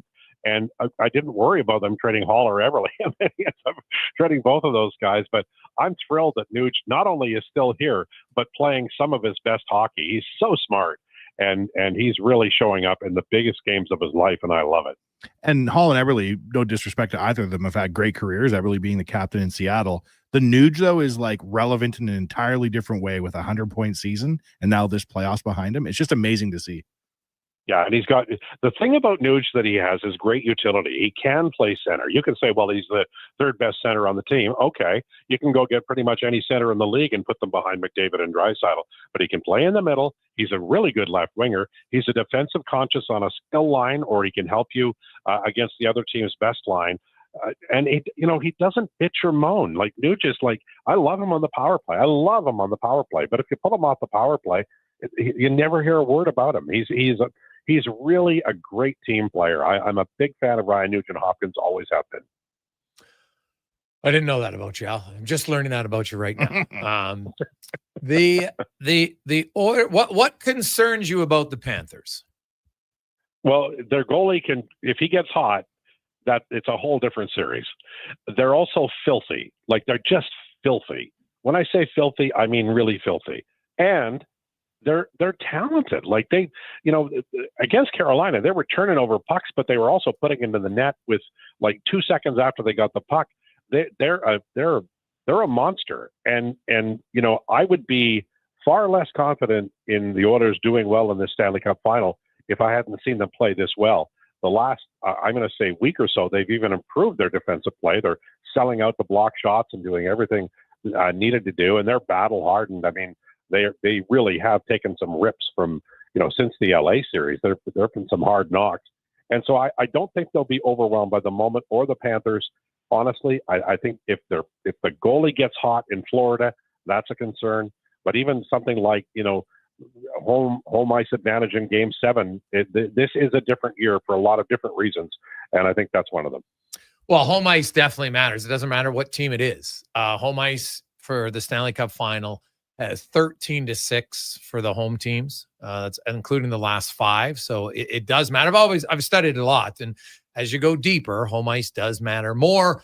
What's interesting is the Oilers are the first team since the Oilers and the Islanders, both in 1983 and 84, where they faced 3 same opponents 2 years in a row, right? The Oilers beat the Kings, the Oilers beat the Stars, then they lost to Florida. Now they beat the Kings, beat the Stars. We'll see if they can beat them. So that's another thing that's kind of tied to the Oilers of 84. If you think about, if you look at it and say, when Ken Holland took over, he said, hey, we'd win. And, he wanted the Oilers to be competitive. And for his 5 years, they were very competitive. And now they made it to the Cup final.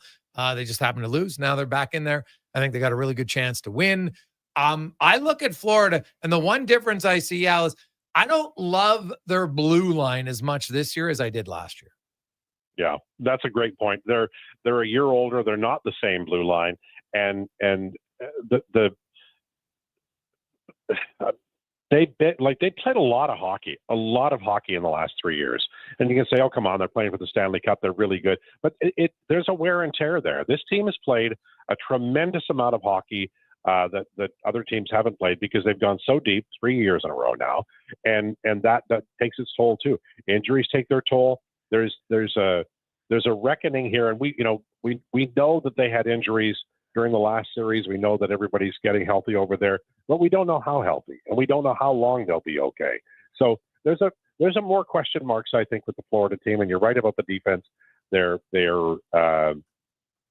were very stout a year ago. They really were. And matchups are important, and getting your top 4 defensemen out there will be very important for both teams. I like the Edmonton defense far better than I did a year ago, mostly because of the puck movers, but that's a good point by you. Al, enjoy the weekend. We'll set up the Oilers and the Panthers next week. Have a great one. I need to know what Wanier's wearing to game 1. Can we get a little tease about what jersey you might wear? Interesting. Thank you for asking. I'm going to go with the original Connor McDavid jersey from his draft day that they told us they couldn't make, and then I insisted they put a C on it as well. And I haven't washed it once, LT, in his entire career. All right. Love it. I'll look for it. Thank you. Enjoy the weekend, guys. Thank you, sir. It's Al Mitchell, a.k.a. Low Tide. Quick break. We'll come back. We got Wanier's World as well as 2-minute warning on the Gregor Show presented by PlayAlberta.ca. Hold on to your hockey helmet, Edmonton. On the Rocks is serving up 60-cent wings that fly off the plate faster than a slap shot. And Molson Canadians for $5.25. OTR's TVs, hey, they're so clear you'll see the puck better than the ref. That ain't hard, is it? And every game night during Edmonton's playoff run, specials start 30 minutes before puck drop and last for the whole game. Be a part of the legend. See the menu at ontherocks.com. Oodle Noodle origins. In 1864, Francis Oodle took over his dying father's business as a leatherman. He was quite proficient, but his heart was never truly in the trade. After his father's death, Oodle met a cocksure young man named Vladimir Nudell, who was a trailblazer in the popular new art of food boxes. They formed a partnership and aimed to ply their trade in the New World. At Ellis Island, Nudell was renamed David Noodle, and henceforth, the franchise has been known as Oodle Noodle. The job isn't done until the last load is hauled, and having a semi-trailer out of commission is not an option. Whether replacing or adding to your convoy, Edmonton Trailer has a huge inventory of new and used semi-trailers, trusted by the gravel, logging, oil field, fluids, and freight industries. Find a trailer right for you online or at one of their 3 locations. For sales, service, parts, rental, and finance, when you're in it for the long haul, Edmonton Trailer. Measles outbreaks are occurring in Canada, including Alberta. These outbreaks are highly preventable. Measles is an extremely contagious disease that is spread easily through the air. The best way to protect yourself, your family, and your community is to ensure you are up to date with your immunizations. Don't get measles. Get immunized. Visit alberta.ca/measles to find out if you're up to date and what to do if you're not. A message from the Government of Alberta. Kickstands up for a vital cause. The Edmonton Motorcycle Ride for Dad. Hi, it's Todd James, honorary ride captain. Now's the time to register for our big ride on Saturday, June 14th, starting at Blackjack's Roadhouse in Nisku. we're raising funds and awareness in support of the Prostate Cancer Fight Foundation. Show your support by riding, donating, or volunteering. Advanced registration just $40, 50-day up, and free with $100 in collected pledges. Details on the Ride for Dad Edmonton Facebook page.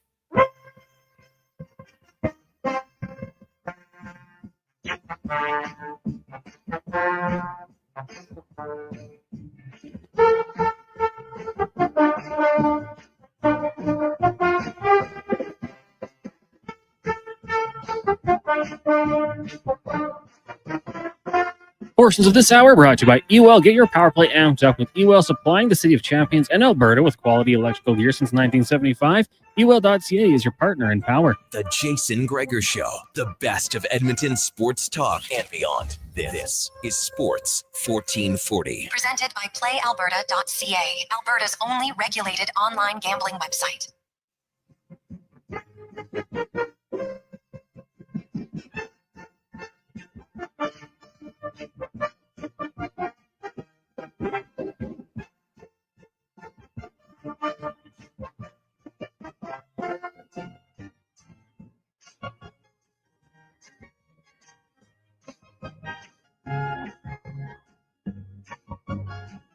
.544, Gregor.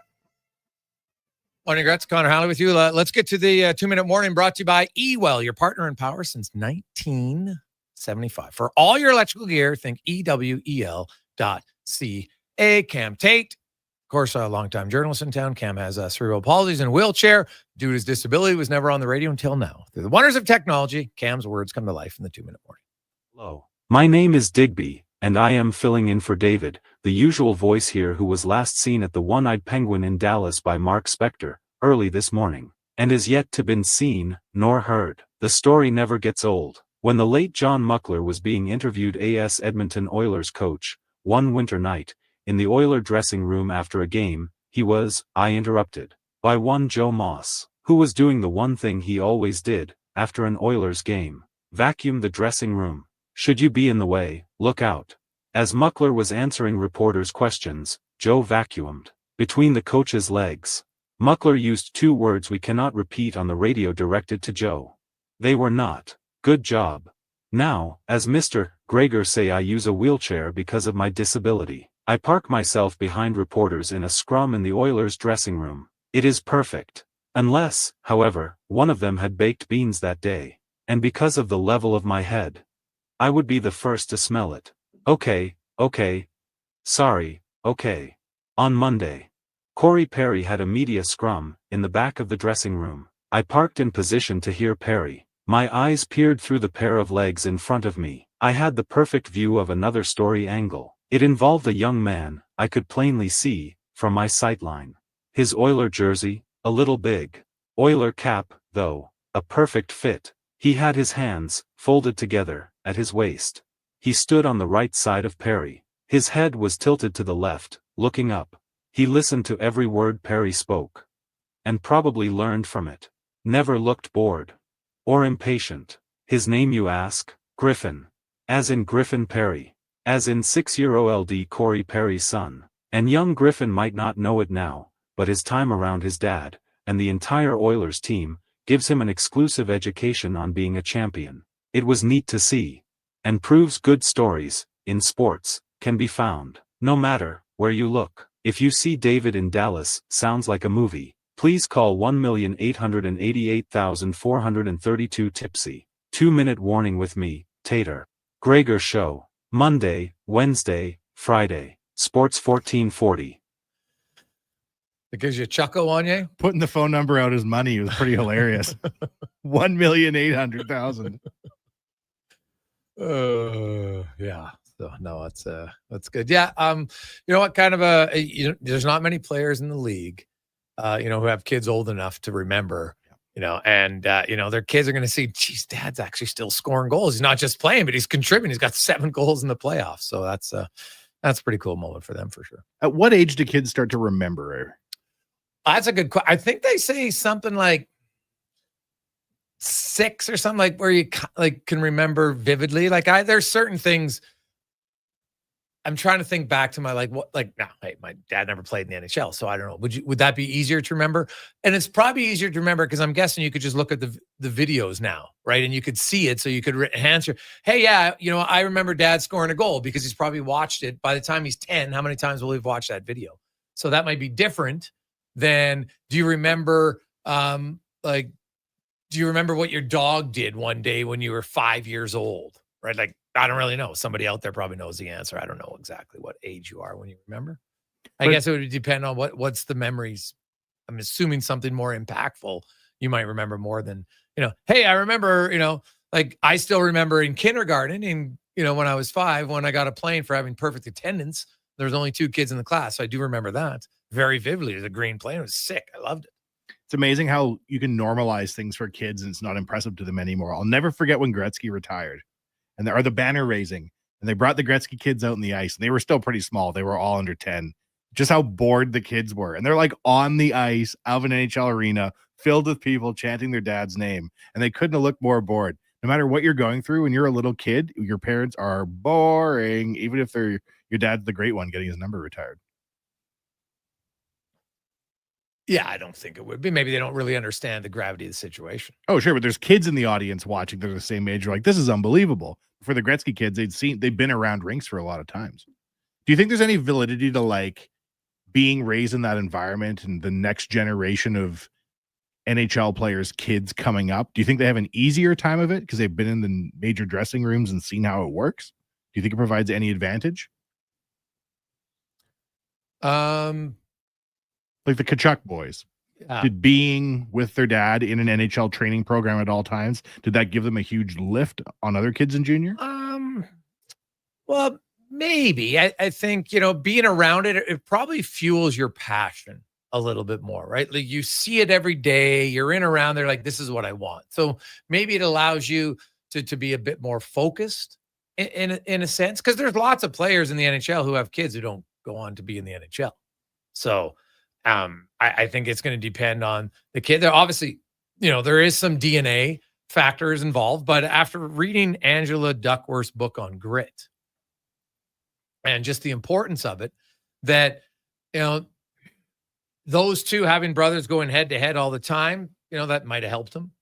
Right. So, and there's other kids, like you look at the NBA, they had a stat there that, for a while there, they showed kids who came, from divorced homes or broken homes had a higher success because they were able to deal with adversity better. They had dealt with a young age, some things that were very tough. So when something bad happened, they didn't fold. Right now, I don't know, I remember reading that, but that book was many years ago. So has it changed now? I don't know. But I don't think there's one thing. There's no one, hey, this is how you do it. If that's what easy, if there was a blueprint on how to become an NHL player, then there'd be more NHL players. Right? Because everybody'd be like, oh my God, we got way too many players that can play in the league. We need to have 60 teams. But it's not that way. So I was at one of my little nephew's games over in the South Side, and Corey Perry was there, right? And so it's very exciting. And oh my goodness, Corey Perry and all the little hockey kids are so excited. And I was like, I wonder which player he's watching. And then I watched this little tiny kid out in the ice turn around, and he has Corey Perry's face welded to his head. Like he is the spitting image of his dad. He can have 1/10 the grit his dad has. He'll be well positioned. Yeah, potentially. Yeah.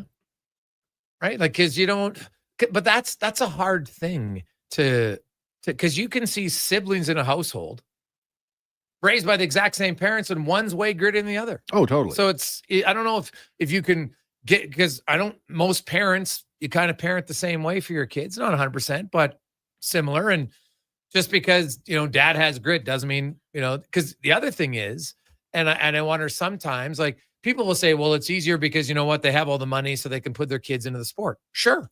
But the kid, to make it to be pro hockey, your parents can't buy talent. No, you need to be missing a chromosome in your head of determination.